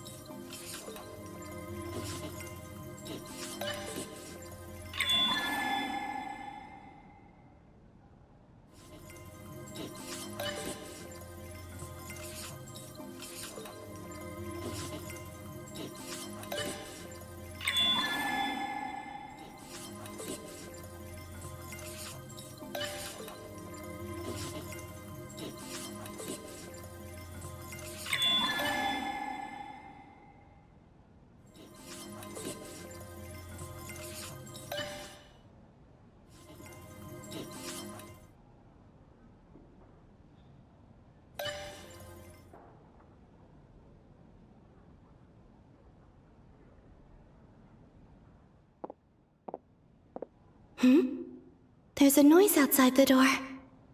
Is he back?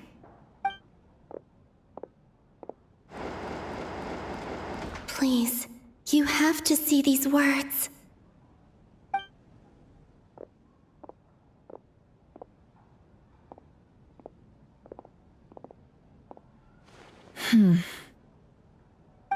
Well, do you sense anything? Unfortunately, no. And this place was our last chance. Not necessarily. We've only looked in Nasha Town so far. Miss Columbina said she would leave messages at her friends' dwellings. It's still worth checking where Miss Lauma lives and where I live. Let's try and make some time to look into those then. Wait. What are you waiting for? Paimon might have overeaten slightly. What's that look for? This is a victory feast. It's normal to eat a little more than usual. The Traveler in Paimon. It's really you. But why are they talking about a victory feast? Huh. You worried Paimon's sick while you were out there fighting Rare. So this is your chance to make it up to her, alright? Wait. So this is the night after the battle against Rare. How did I end up here? That's quite a long time ago now. Wait. Time. That's it. Every time I've entered reality within this space, it's been at an earlier point in time. Every one of those points has been before I fell into the moon's reflection. And everything I've done to affect reality really did happen in the past. Does this mean that within the moon's reflection, time flows backwards? Starting from the moment I fell in? Not long till Moon Prayer Night now. It's gonna be even livelier than tonight. Although, it's gonna be sad saying goodbye to the damselette. She seems like a really nice person. Paimon. No, I can't. Even if I make contact, they probably won't understand what's going on. And in any case, I'll likely get pulled away again if I do. Instead, I have to find a way to get them to notice what I've written using the moonlight. Wait, even I hadn't thought of doing that before Moon Prayer Night. They'd never conceive of that possibility. Is there truly no other way? Don't lose heart. We'll find a way somehow. Huh? that, but the frost moon is beyond the fall sky. If we wanted to go visit her, how would we make it through to the other side? We might not have all the answers now, but I'm sure we'll find a way one day. Huh. Guess someone's gotta be the optimist. The present. The future. That's right. There are still things I can do. What's your plan? Flint's, when you were staying next door, did you ever open the window? No. The rooms here are dark and damp, and there's such a buildup of dust on the windows that the moonlight can't even get in. I didn't think it was worth the trouble. The moonlight. Ah, I think I see where you're going. One moment. I'll see if the owner is available. Don't bother. Time is of the essence.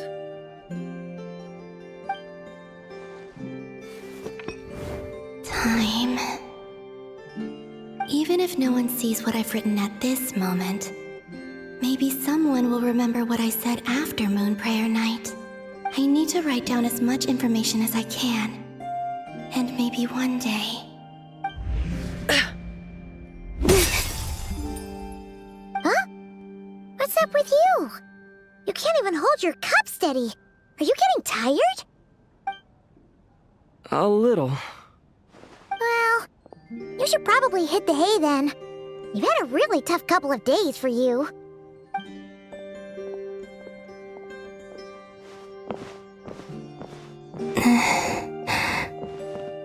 You truly have. You helped defeat Rerir, helped me reclaim my name, and you helped the others organize Moon Prayer Night.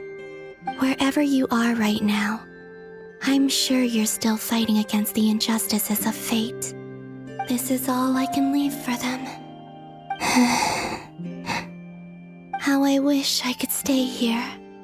But it's time for me to go. I hope to see you again in the next time. And if the opportunity presents itself. I will surely return to your side. Huh. Columbina. She's alive. Not only that, but she's left us an entire wall's worth of clues. She even wrote down what would happen on Moon Prayer Night. It's just a shame we found it too late. I am here. Time in this place flows backwards. I am constantly moving forward. It sounds like she's found a way to influence the past using Kuvaki. But her future is our past. So, these words have been here ever since we defeated the Reihir of Solnari. We just never discovered them. Which came first, the chicken or the egg? Do you ever mull over questions like that? Only when I'm in a good mood, and at leisure. Well, I never do. Everything that has happened already belongs to the realm of fact. As a business person, and especially an intel broker, what I do is extrapolate from those facts to try and read the future. An admirable philosophy. It's a means of survival. Let's go. We have a wall's worth of clues to share with the others.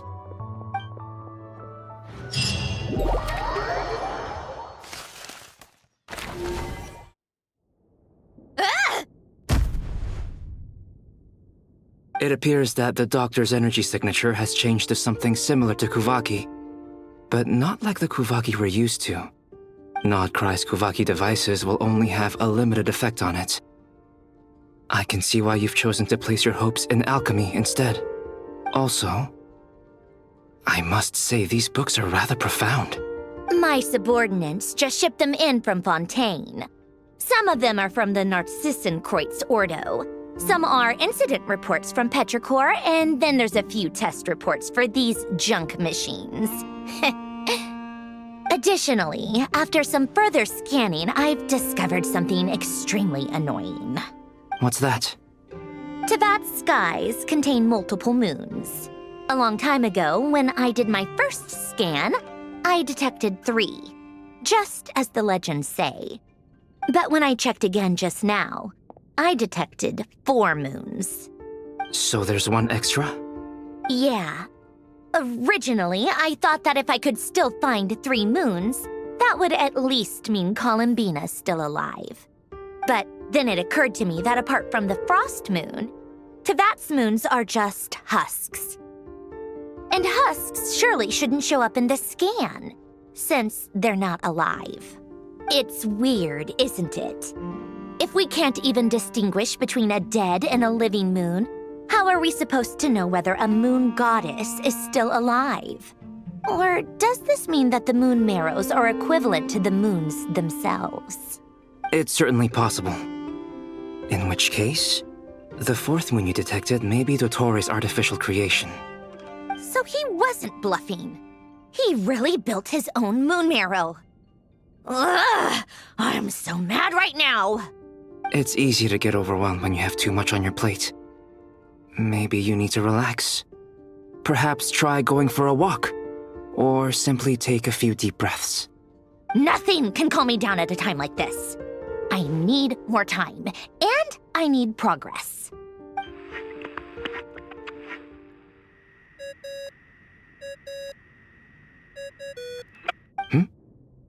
It's Mr. Flynn's. I really hate that ringing tone. Ugh.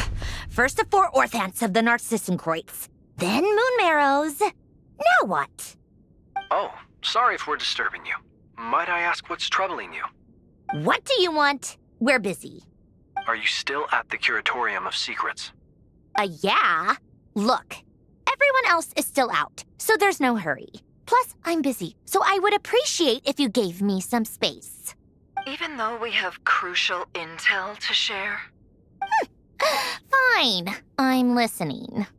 Do you intend to share it via the Dodo communication device? Ordinarily, I would, but this is a unique situation. I think it's best that we discuss it in person. See you at the Curatorium.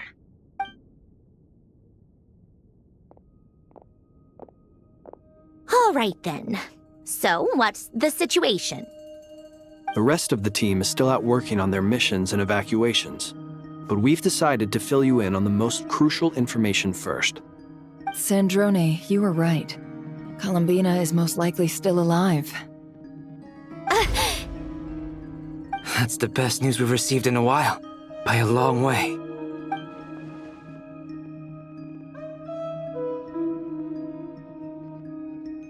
Random locations.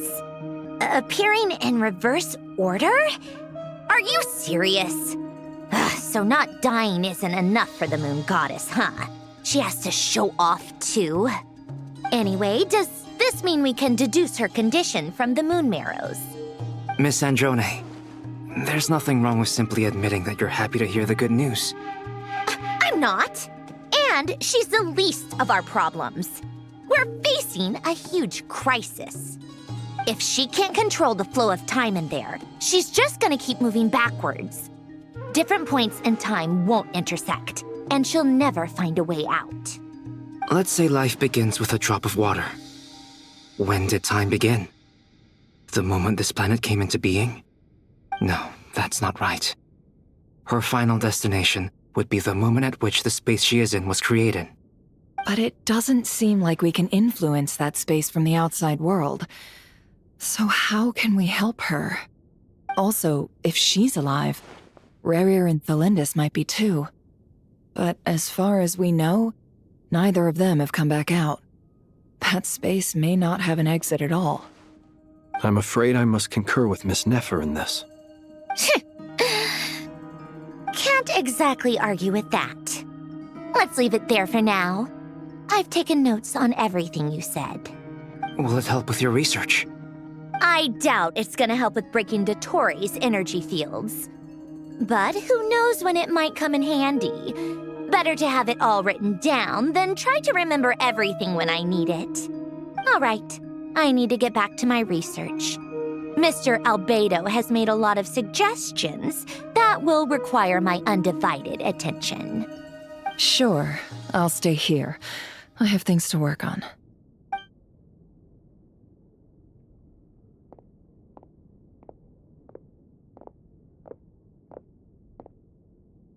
Paimon, are you there? Oh, right. She went with Varka to Natlan, didn't she? Good thing we've moved her and the Traveler's luggage in here. Speaking of the Traveler, where could they be? There's a note from Paimon. Paimon here. Not in at the moment, but if anyone needs to borrow her stuff or the Travelers, go ahead and help yourself. Paimon won't be mad. Also, Traveler, if you get back before Paimon, make sure to get some rest. Paimon misses you a lot, but put your health first, all right? How sweet. Well, since you offered, Paimon, don't mind if I do. This is the Traveler and Paimon's luggage. All the items they use day to day are here. It's well organized. I wonder which of them is responsible for that. What do we have here?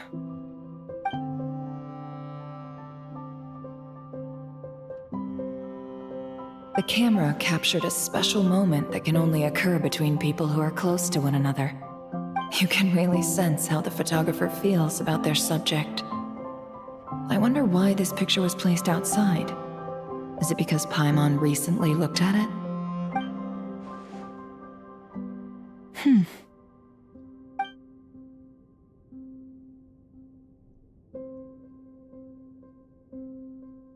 This must belong to the Traveler. Perfect. I'll use this. Hang in there. We'll find you.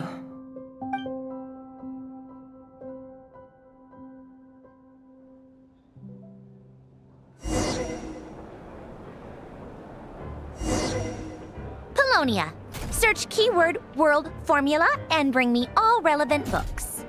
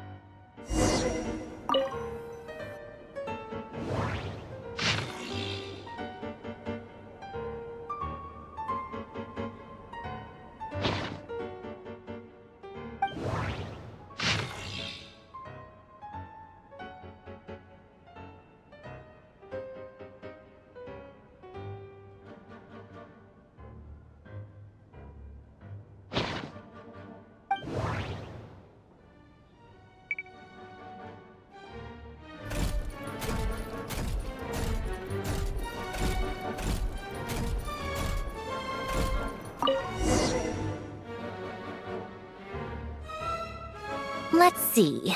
This one is on Tonki's sermon dictation concerning the apocalypse.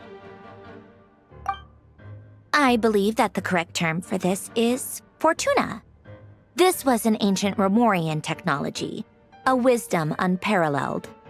I never imagined that Romorian ideas would be so similar to the diagram I have named, the world formula. This is strong evidence that human civilization should gradually shed possibilities as it continues to explore and evolve. The end of humankind may well be upon us right now. The sparks of civilization shall run out, unless we consider introducing variables from outside the system. Variables. Surely that can only mean one thing. Descenders? Dottore likely captured the Traveler because of his descender status. But the Three Moons' authority comes from the world itself. Why would Dottore need anything beyond that? Where does this variable factor in? The world formula calculates the fate of an entire world. Introducing a variable would therefore give us...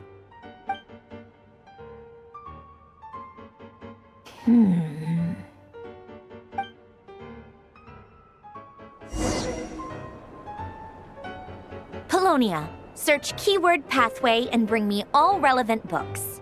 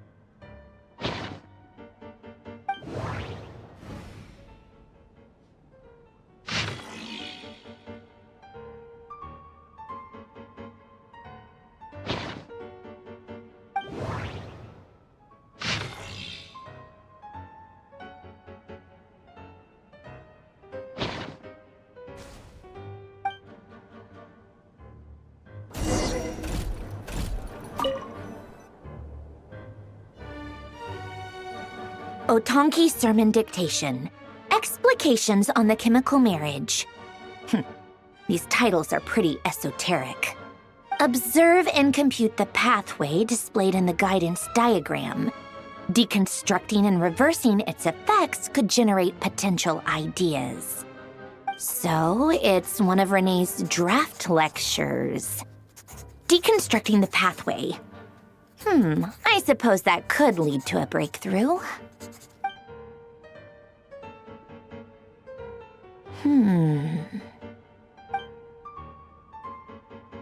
This is so long. This guy sure loves showing off his knowledge.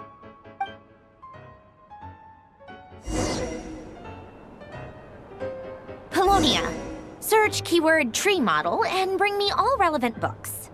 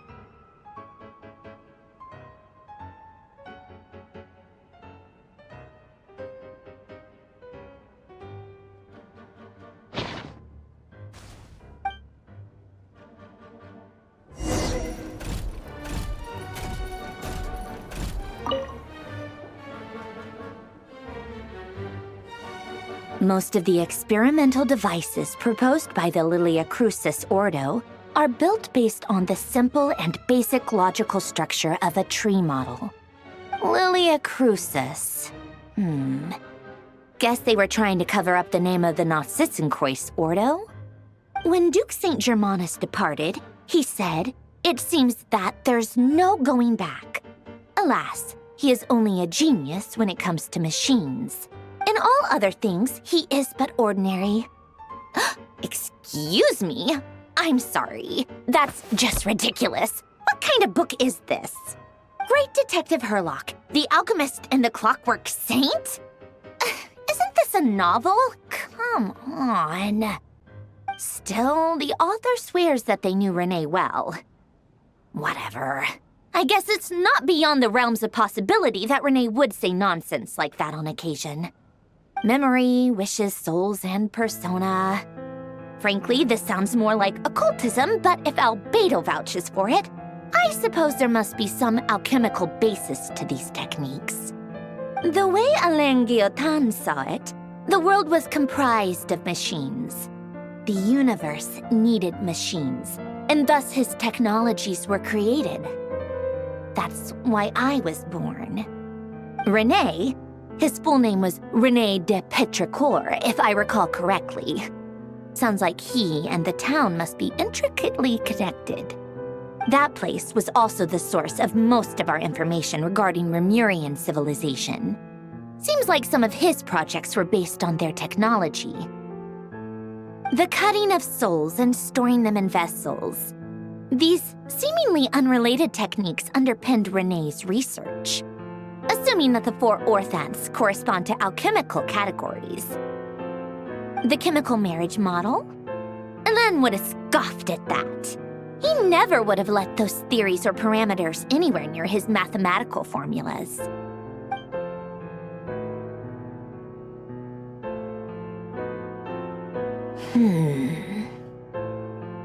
What was Elen's view on René? I know he mentioned the name, albeit very rarely. Oh, now I remember. Elen's old notes are here too. They mentioned René once. René seemed most out of sorts when he spoke to me. A lack of sweet foods has dulled his mind, I should think. Either way, his words are not to be believed. Yep, that sounds like Elen. My subordinates actually did a half-decent job digging out all these materials. Makes a change. Good for them. Some of Elen's old files are completely consistent with these records. He must have gotten them from the Tower of Gestalt. I never knew he got his hands on René's records that early. He may have kept them, but he never even attempted to use them. Didn't believe a word they said. Come to think of it, René's world formula was filled with calculations of constants. That shows he believed that the fate of the world to be predetermined. As for Elen... it's been too long. I forget what he said. What would he have said?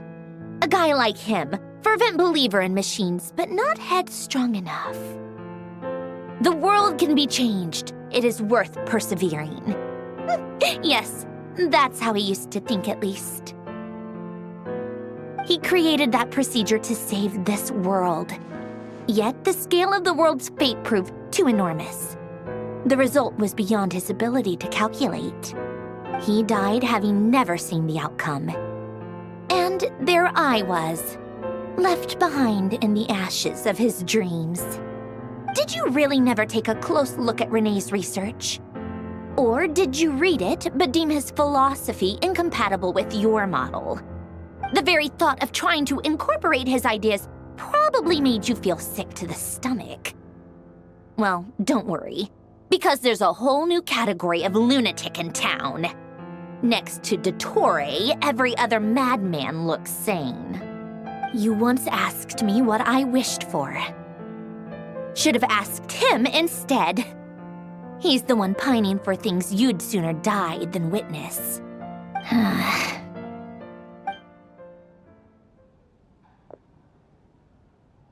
Even the tiniest variable can make big waves in the present. Now then, allow me to put these incompatible fragments together in your stead.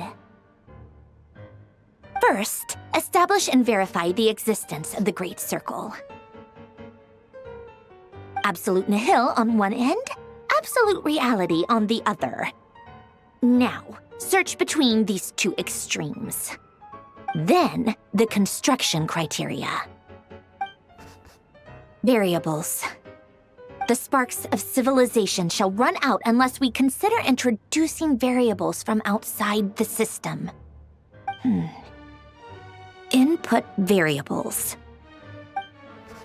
Traverse the world, space-time, and civilization, then extract the essential nodes from the records to determine which variables they point to. The primordial power that differentiated itself from the void. The power of light. Yes, light. Records. Hyperborea. This is horrendously complicated. After all that, I'm still missing a few variables. I need to think this through again. How do you think it looks, Polonia? Like the frenzied scrawlings of a madwoman? Fine, keep it to yourself. It's not like you can talk anyway. I'll assume you gave it a passing grade. I jest. But true madness does often start with trying to save the world. What would Arlecchino and Columbina think if they saw this incomprehensible hen scratch? They'd probably have me institutionalized. So would Rosaline. She's been dead for a while now. When I close my eyes and think back, I can still see her face. And that enormous dress she used to wear. Such a bizarre choice. What possessed her? Oh, and the clack-clack of those heels used to drive me insane. No one's asking me, obviously, but I hope you all know that I never wanted to save the world. I'm not crazy. I don't have delusional ambitions, and that's a clinical fact. The world needs a solution, but I don't need the world's validation. It's the world begging me for answers, not the other way around.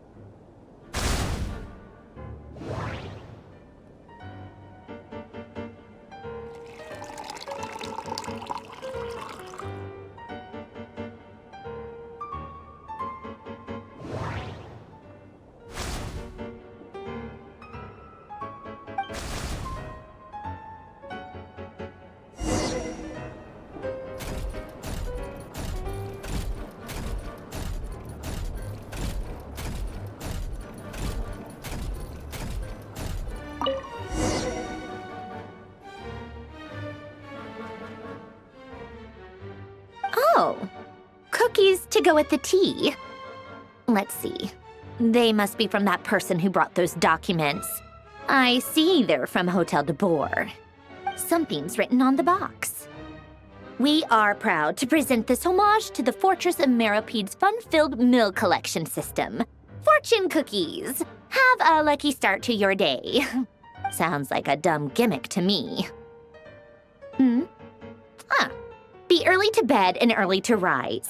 Get plenty of sun and drink plenty of water. Then things will surely go well for you. What? Are you kidding me? Somehow I doubt that an early night and a glass of water is magically gonna save a world on the brink of existential peril.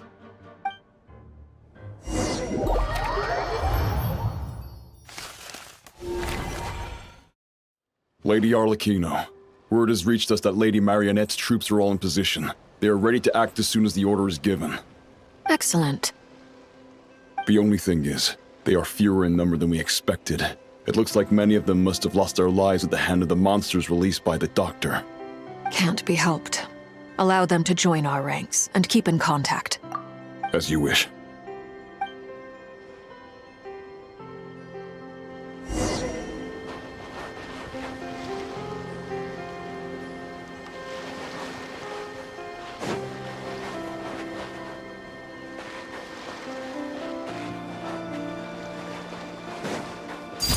Transfixed!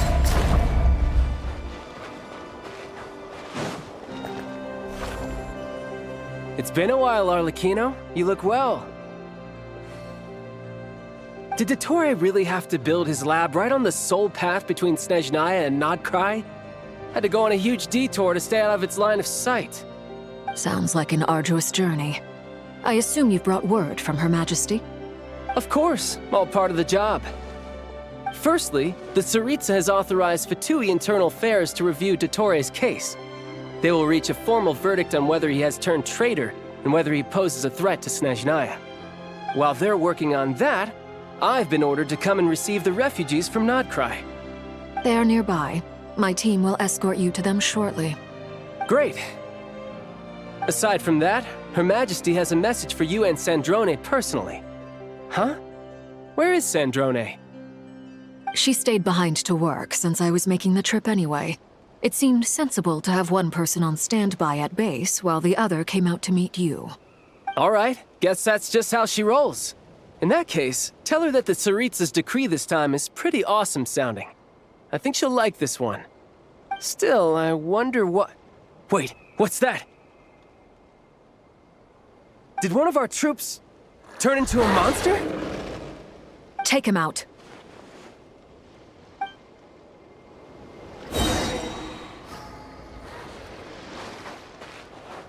Laid bare.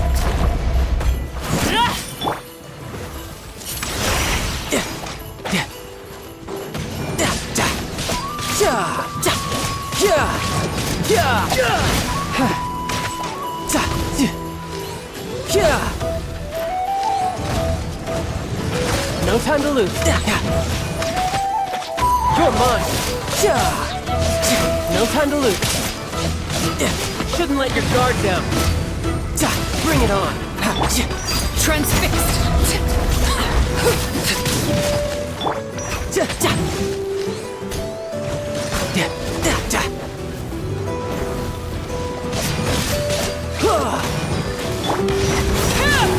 You've gotten stronger, Arlecchino.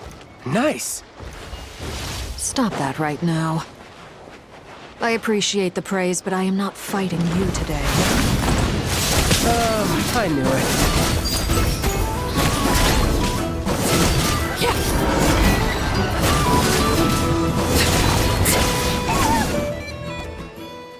I can't believe it. He was a living, breathing human one moment, and the next... Another fine piece of work by our dear colleague, I'm afraid. What in the world has been going on in Nodcry? A lot. But long story short, dottore stole 2 moon marrows that should have belonged to Columbina, then built a 3rd moon marrow of his own to concentrate the Trilunar authority in his hands. What? What do you mean he built a moon marrow? People build roads and houses, not moon marrows. What's his next DIY project? He's gonna build a god? You could stand to be less surprised. We are harbingers. The work we are engaged in makes the creation of gods seem mundane by comparison. I tell everyone who asks that you once crossed swords with Rex Lapis while serving as a key supporter for Rosaline's plan.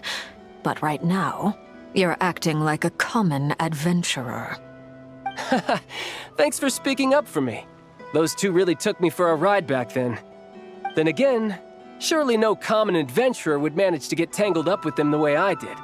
That's gotta count in my favor, right? It almost sounds like you wish to repeat the experience. I might have to lower my opinion of you. No. I'll stop talking. Please, go on. Dottore is currently still experimenting with his newfound power in ways that continue to corrode the outside world. As for the human mutation, I believe this is simply a consequence of his experiments, and not a strategic move. That radiant beast was once a subordinate of Sandrone's. I suspect he was only allowed to live so that he could become an experimental subject. Also, those of us who fought dottore have been afflicted with a curse. As such, I cannot leave Nodcry. This is so much worse than I thought. No wonder Her Majesty's decree is so extreme. While these exceptional circumstances persist, the Harbingers are hereby authorized to use unilateral executive powers. Should dottore pose a threat, Arlecchino and Sandrone are permitted to eliminate him. My thanks to Her Majesty. I will pass these good tidings on to Sandrone. Her Majesty has also declared that she will refrain from launching an attack on the now evacuated Nodcry due to the presence of unretrieved research material. A wise decision. By the way, how's my old partner doing? I'm assuming they're with you? Partner? You mean the Traveler? I'm afraid I have bad news. He was captured after our failed assault in Dottore's lab. His whereabouts are currently unknown. What? Why? Since when does dottore have a bone to pick with him? That is indeed the question. I'm not sure he does. He must have some other goal in mind. This won't do. I have to rescue him. You can't. We have no idea where the Traveler is. What am I supposed to do then? Stand here twiddling my thumbs? Sandrone is working on it. The best thing you can do right now is complete your mission. Fine. I guess I'll leave this to you then.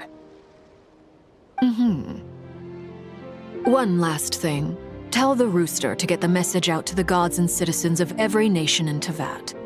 Beware, an uncontrollable pollution is spreading forth from Nodcry. The source of that pollution is a madman drunk on the success of his experiments. The Fatui and our allies will endeavor to contain the threat. However, if Nodcry falls, things are likely to escalate. Considering dottore is one of our own, all Fatui stationed in Nodcry consider it our duty to stay and fight him to the bitter end. Whatever the cost. Hey, don't be too pessimistic. If it comes to it, I'm sure Her Majesty won't stand by and do nothing. I hope you're right.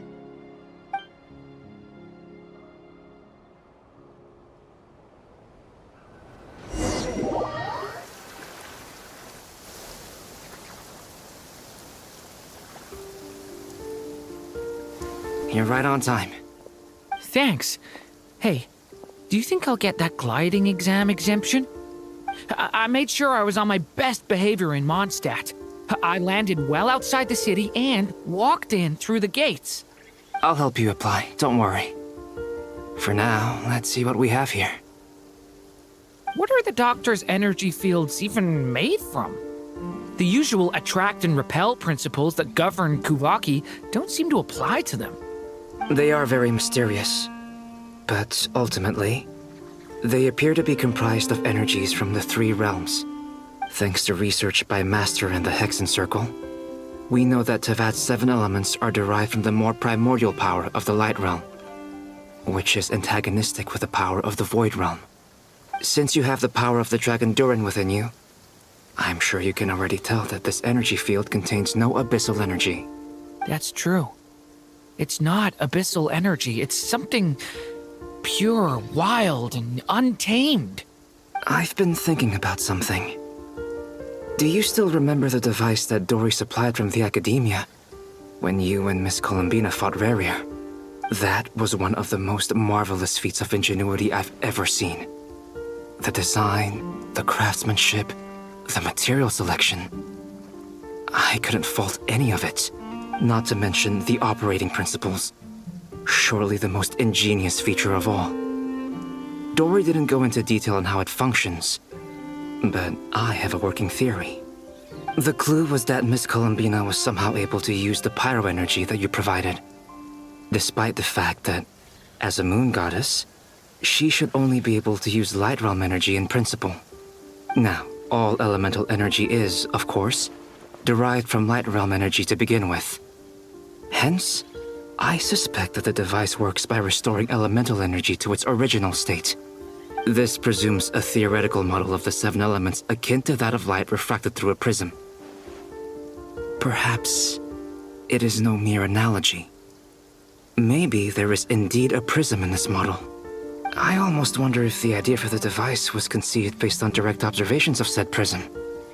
It would explain how such an ironclad design concept was achieved. It is at once a masterwork of engineering and a groundbreaking application of the Academia's latest elemental theories. I suspect only Lesser Lord Kusanali herself could have devised such an ambitious technology. But back to the energy field before us. If this is pure light realm energy, its relation to elemental energy is one of integration versus division. Or you could say that the former contains the latter. Could this mean that elemental energy can dilute the power of the light realm? Should we give it a try? We should.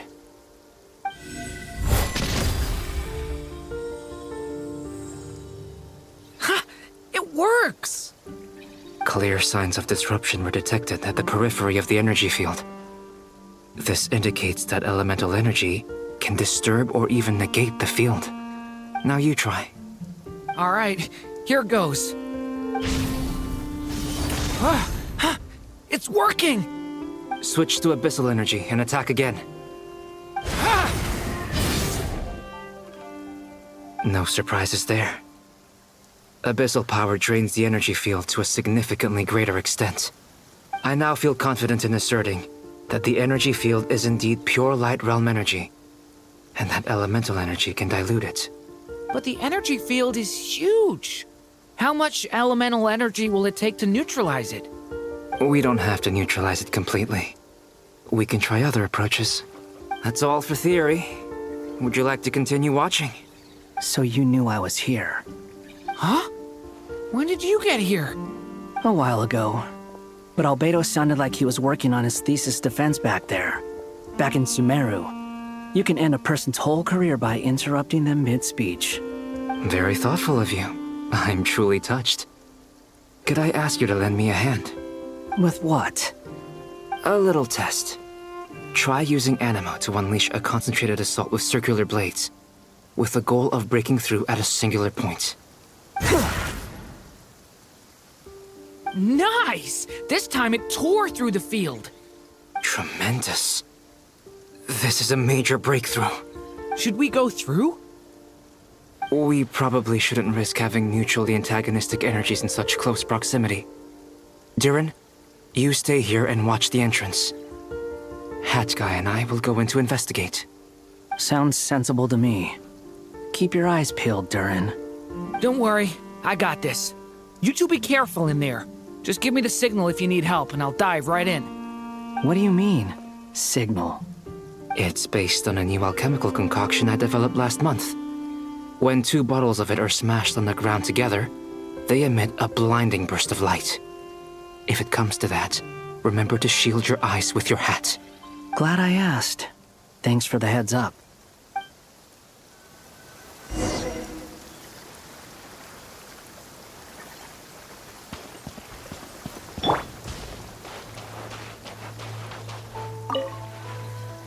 Like I thought. Beyond a certain distance, we can't see the opening where we came in. Maybe that's to prevent people from escaping. Sounds like Dottore's style to me.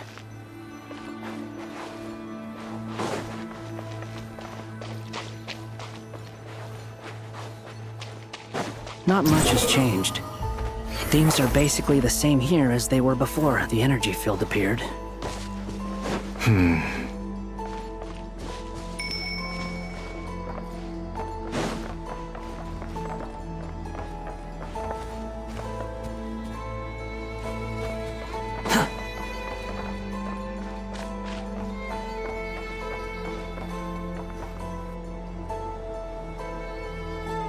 They have no heartbeat and they're not breathing.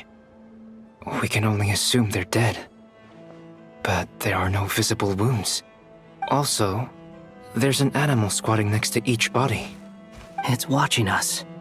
That's not an animal's gaze. What are you trying to tell us? Doesn't seem eager to talk. I guess maybe it's just an animal after all. Let's keep looking around.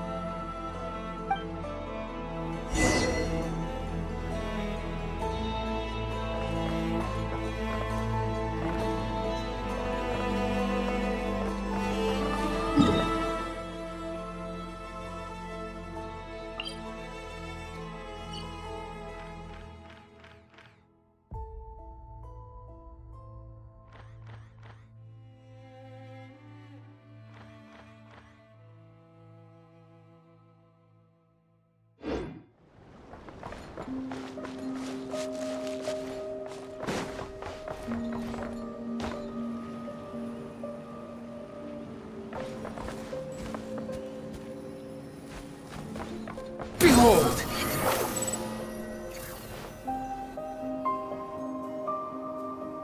Same situation everywhere. Not a living soul in sight. Just countless bodies with animals standing watch over them. Well, I think we can safely rule out the possibility that they're all pets. Is skirting around the topic your way of showing consideration for other people's feelings? Just being cautious. I don't doubt that you can handle the truth.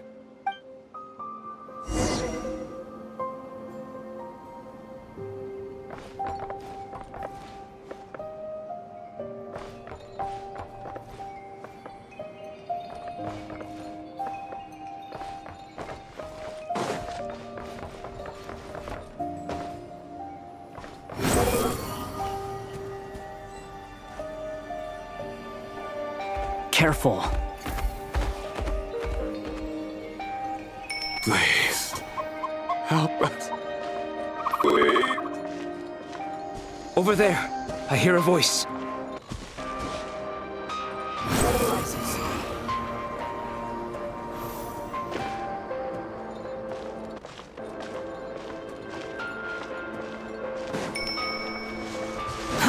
Too slow. Squall and Fury!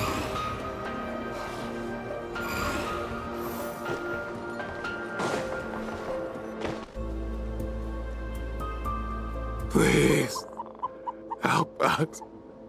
Please. What happened here? I don't know. Suddenly, everyone collapsed. Then my line of sight got lower. I still have some of my senses left. I gotta get out of here.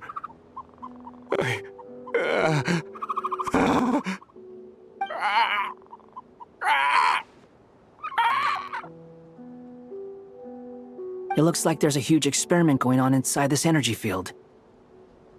Maybe each energy field is its own giant experiment. Vile. He's swapping human minds with those of animals. Even without the other circumstances, this would be an extremely radical experiment. Those people may have lost their sense of selves, but they are not fully animals either. If they were, they would have left. But instead, their instincts are driving them to remain by their dead bodies. We should go. No sense in sticking around here longer than we need to. Agreed.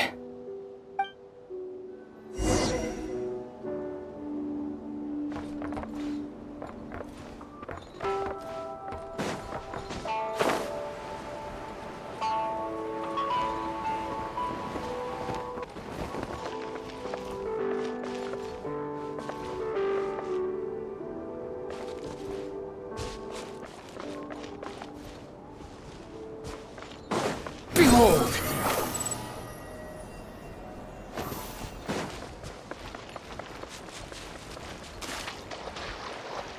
Squall and Fury!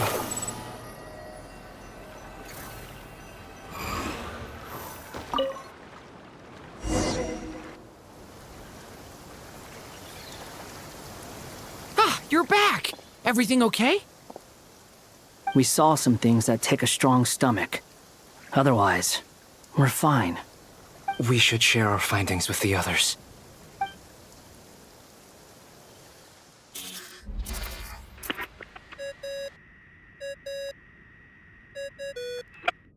Yes? Who is it? Miss Nefer, it's me, Albedo. We found a way to break through the energy fields. With enough control, it's possible to tear them open using elemental energy. Also, we managed to take a look inside. Dottore is carrying out his cruel experiments on an immense scale.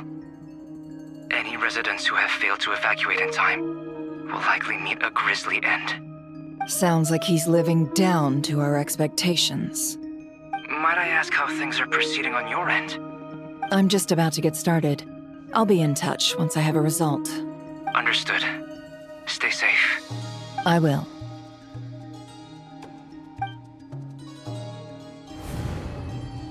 Well, Nefer, I'll link up with you once my tasks are complete. What makes you think I'd need you to do that?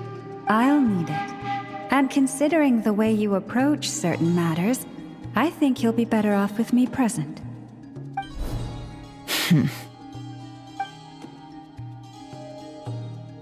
Let's begin. Entering simulation mode. A vast wasteland. Is this the Traveler's inner world? I was expecting something more vibrant, to be honest. Wait, someone's there. What are you looking at? In that case, I'll look at it with you. I want to know all about everything you've seen and experienced. Is there somewhere I should return to? Or should I stay here and be the hero everyone says I am? I don't dislike my current life, Roaming the land, fighting battles, accomplishing missions, earning a living, looking after Paimon. It's not so bad. I guess the only thing that's missing is that you're not here with me. This is the conscious layer, which contains a person's true feelings. It is filled with both longing and kindness. I suppose anyone who lives long enough ends up wishing for someone who can't be there. Maybe it's the only way we can feel truly alive. Time to delve a little deeper.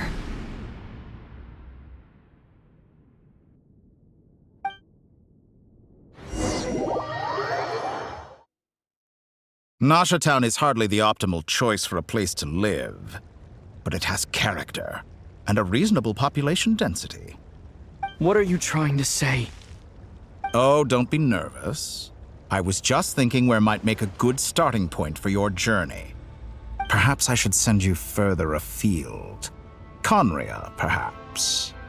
Conria ceased to exist long ago. Once again, you fail to understand the possibilities that the Tri-Lune creates. Anything that has existed in the past, I can now recreate. You simply do not wish to see that happen. That might be because you miss your sibling and fear getting answers that you are not ready to learn. But this is not for me to judge. If we are to collaborate, we need to maintain an amicable relationship. In a moment, you will be able to... Oh no. What are you...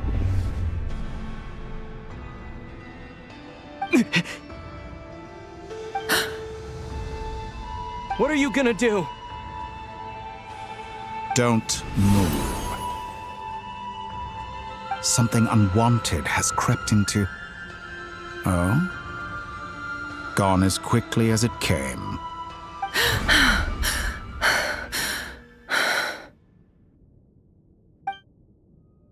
Did you save me? If I hadn't cut the connection, dottore might have caught you from the other side and destroyed you. This was a good idea, but once is plenty. You were exceptionally brave. Excellent work. Thanks, but now's not the time for that.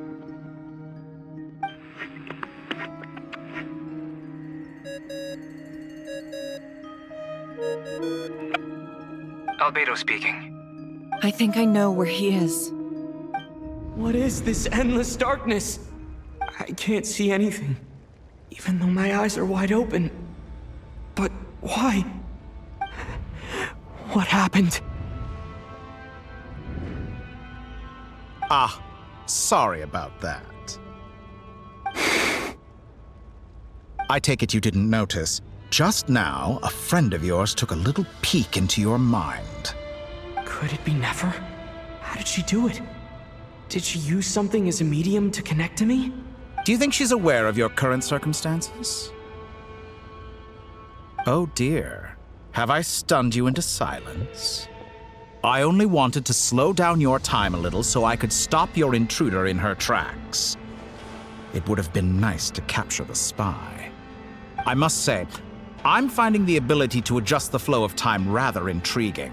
The moment you closed your eyes, time seemed to grow impossibly viscous, didn't it? A whole month passed before you opened your eyes again, but only for you. No one else was affected. I dare say this is something only a god can achieve. Point taken. You've proven once again that you have god-tier powers. Oh, you misunderstand. This wasn't about proving a point. I was testing things out. I find I learn best by doing, and I have to admit, time is not the easiest dimension to control. I only wanted to make you sleep for a short while, but it ended up lasting a whole month. Clearly some finesse is required to wield the authority over time as I wish. I hope you're not angry with me. It was only a month's discrepancy, nothing too serious. Had I been off by a year, a decade, or even a century, that would have been quite a different story. You could have frozen me for millions of years. So much for collaboration. You aren't showing much sincerity. Millions of years? To what end? I wonder if you don't understand humans all that well. They are very pragmatic creatures who understand only that which they can perceive with their senses. If I had you sit here for a week, I imagine people might sympathize. But if I left you here for 100, 1,000, or 10,000 years, the sheer size of that number would cause it to lose all meaning to them. They would not have the capacity to comprehend your suffering, and thus they could not empathize. Unfortunately, while gods do exist in Tevat, it is ordinary humans that account for most of the population. Their lifespans are so limited, their bodies so fragile. Did you ever really hope that they could begin to understand someone like you? Your long life and unique origins make you fundamentally different from them. How long will it be before they start to treat you like the alien you are? Before you are ostracized, outcast? Alien? Even I feel bad for you sometimes. This world has made you into a slave. So many times you have served its will, and not once have the powers that be ever thought to grant you the one simple thing you wish for. You have been treated most unfairly. I can change that. I will grant you special privileges and give you back the status you rightly deserve as a descender.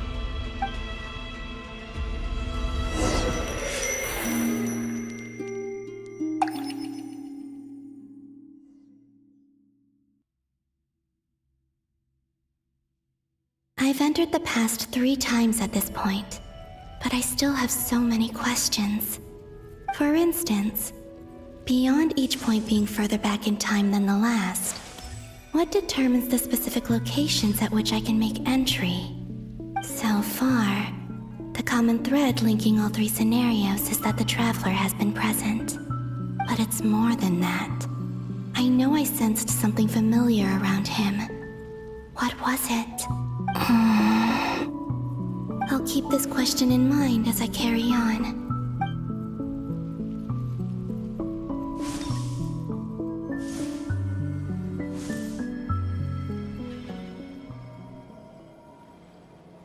Humans, you never change. Always trying to use powers you neither comprehend nor control.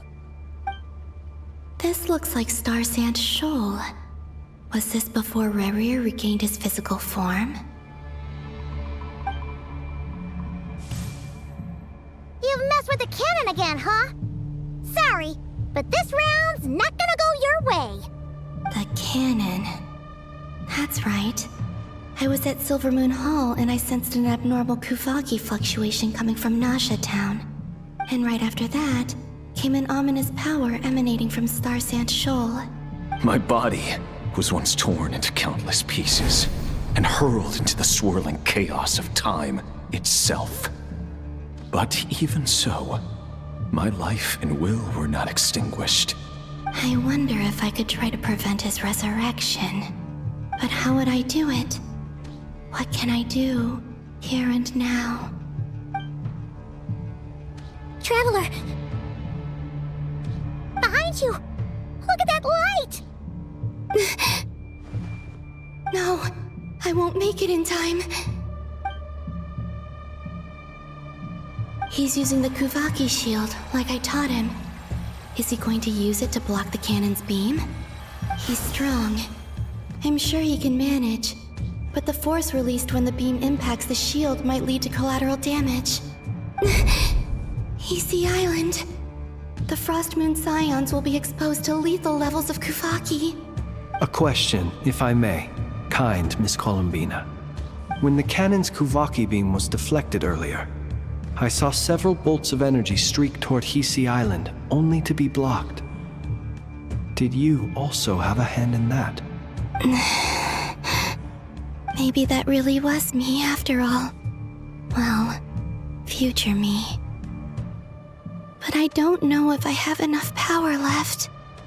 Sigi sato pasa sax, niti ipotuftos. There's no time. Osestikos paratin pirantur risuiku, to pirtu aithion feraton. I have to make it. Oh, Frost Moon. Oh, great land. Oh, slumbering moonlight of Notcry. If you can hear me, if you can sense my call, then please, heed me once more!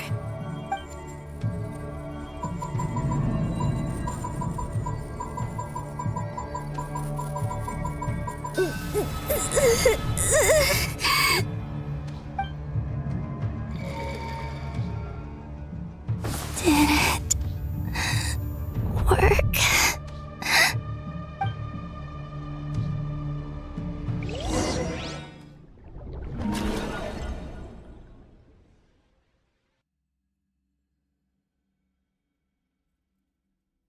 Hey, wake up. Hey, did you hear me? Columbina, I said wake up now! Oh, good morning, Sandrone. It's 3 in the afternoon, actually. And could you kindly not use my quarters as your personal nap room next time? But I feel so safe here. And your coffee, right? It's so bitter, but it smells lovely. It's like you were raised by wolves in a forest or something. What did you drink growing up? Grass tea? The Frost Moon Scions certainly led a more frugal existence than the Fatui. Then I'll bet you've never eaten one of these before. It smells delicious. That's because it's a Fontanian recipe. I had a little free time today, so I made a batch. Rosaline will be here shortly, but if you really can't wait, I guess you can go ahead and... Hey, at least let me finish before you start eating! Did the Frost Moon Scions not teach you basic table manners? Or did the rules not apply to you because you're the high and mighty moon goddess? These are so tasty. Of course they are. I made them. I was worried they might contain traces of machine oil.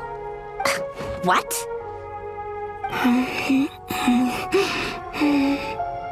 You know, there's something I've always wanted to ask you.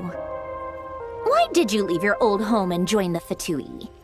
I mean, I'm sure their food was awful. But there's gotta be more to it than that. Well, life there didn't go quite how I imagined. What were you expecting? You're a god. Your followers are gonna make some demands of you, right? Surely you can just answer a few prayers here and there in return for the free food and drink. How bad can it be? Well, would you help other people just for free food and drink? The doctor told me that you were created by a great mechanic, Lord something Fisher. The Lord Artificer. Ugh, some people can't keep their mouths shut. Oh, Lord Artificer. And didn't he have something to do with the, narcissist? Narcissenkreuz Ordo. Yes, that was it. Narcissenkreuz Ordo. So, would you try to fulfill their wishes? You must be joking. I wouldn't go even if they paid me. I don't even know them. Exactly. Well, I felt the same way. I did not know the people who made demands of me. What do you know? We're on the same page for once. In his later years, Elen did ask me if there was anything I wanted to do. If I had any wishes of my own. Well, I don't. And I'm not in any mood to fulfill someone else's either. Who's Alain? He was the... You know what? Never mind. You're not gonna remember. Anyway, the point I'm trying to make is, neither of us is the self-sacrificing type. Let me ask you this. What sort of place would you like to live in, if you could choose? A place where people don't ask me for things I cannot give them. Where they don't worship me, or fear me, but just want to chat with me like a normal person. I'd also like the freedom to come and go as I please. And ideally, it would be somewhere with the smell of coffee and snacks. Not to burst your bubble, but no such place exists in the world. Now, take your snacks and scram.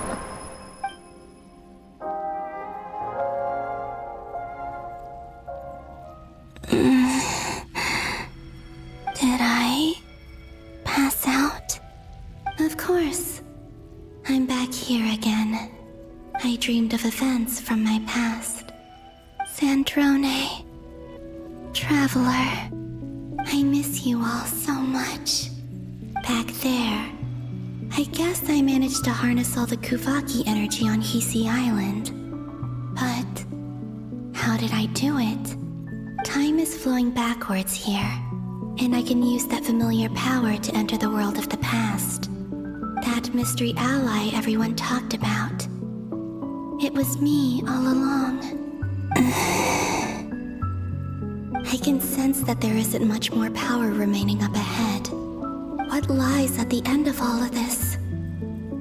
Will time keep flowing into the past? And will I ever find my way back?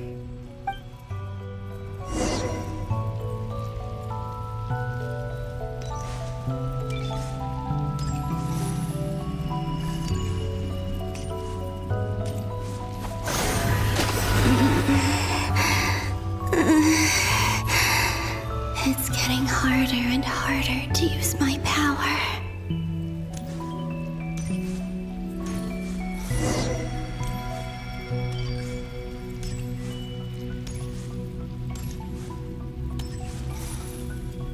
I'm no match for the Abyss in this state. I need to avoid the contaminated fragments.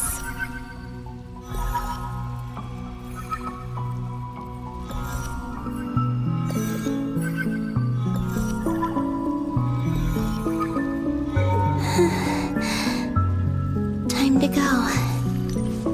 I wonder where I'll find myself this time.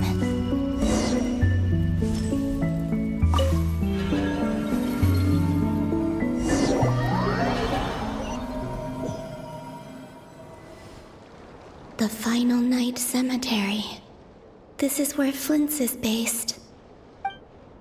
Or not! How are we supposed to read through this many files? Difficult, yes, but it is also our most efficient option. Seems like they're searching for information. Oh, I remember. Flint's and Varga talked about some files on the Wild Hunt. Was this my doing too? To expose the true intentions of this Rerir, we need to dive into Notcry's history. Are my actions changing the past? Or are they simply completing a process? Is all of this inevitable? Or am I the one making these decisions? If I choose not to help them now, will it change how things turn out? Hope we don't land on our heads then. They're my friends. I can't not help them.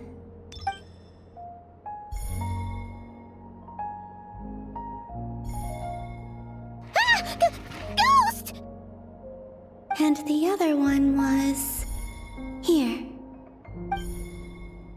Hey! Another file's moving!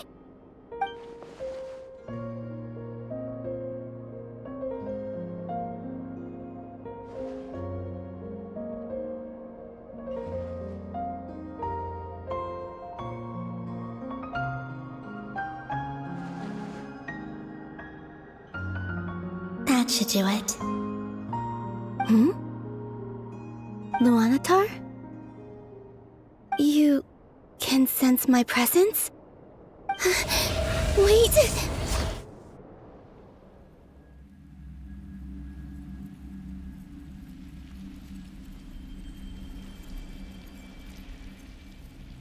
Luanatar, So she's that familiar presence I've been sensing all along. She's always been by the Traveler's side. That explains why the Traveler has been there each time I've entered the past. But why Luanatar? Is it because she has a connection to me as the Moon Goddess's familiar? If so, why not any other Kuhenki? That's...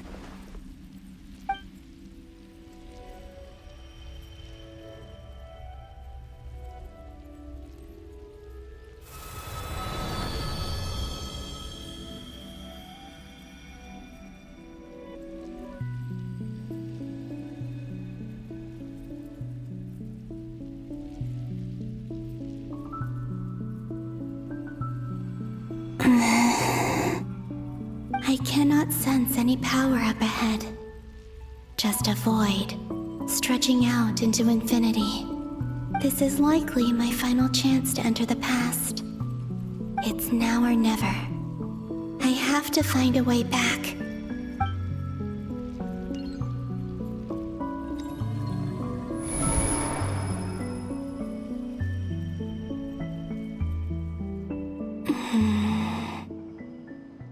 Hisi Island? How far back in time is this? Where's Luanatar? I can't sense her presence this time. Oh, seeing Anafa and Aino reunited like that sure was heartwarming. Traveler, Paimon. No, stay calm. I don't have much power left to change things. I don't even have that much time left here. Think, Columbina. How do I find a way back? A way back... to where? Do I go back to Moon Prayer Night? Or to the future that followed? And if I return in my current state, what will become of me then? Dottore's actions that day proved that he'd been planning that for a long time.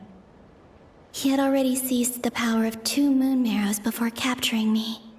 Even if I managed to get back, how can I fight against him when he wields the Tri-Lune Authority? I can't. If I go back like this, I'll be playing right into his hands. I have to find some way of rivaling the power he has usurped. Wait. Time flowing backwards. The Tri-Lune Authority. Does that mean... I think I know what the final destination of this lunar reflection might be. I know what I must do. Speaking of homes, we must already be close to where the Frost Moon Scions live. The vibe here feels different, just like the scenery. But how do I communicate my plan to my friends? Should I write it down here? No. Someone else will see it. I need something with a close connection to me. Something I can use as a medium to tell them what's happened to me in here. Now it makes sense.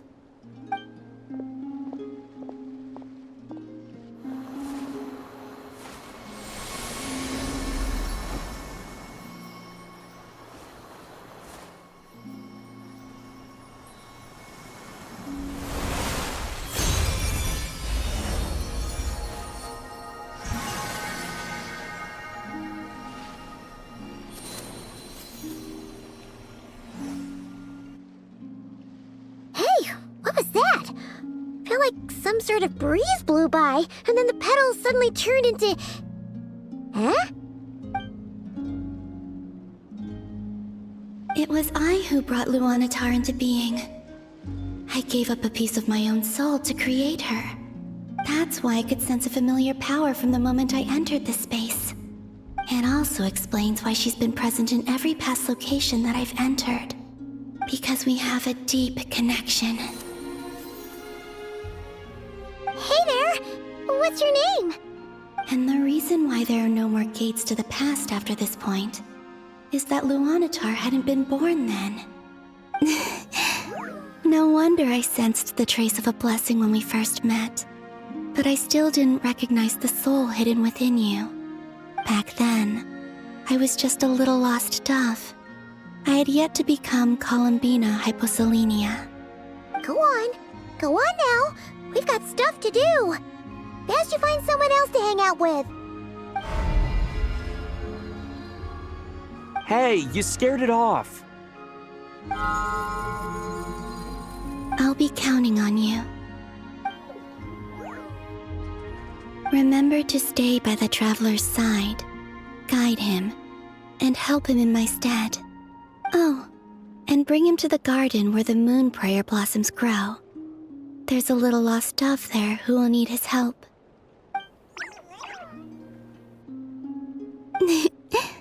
Go on.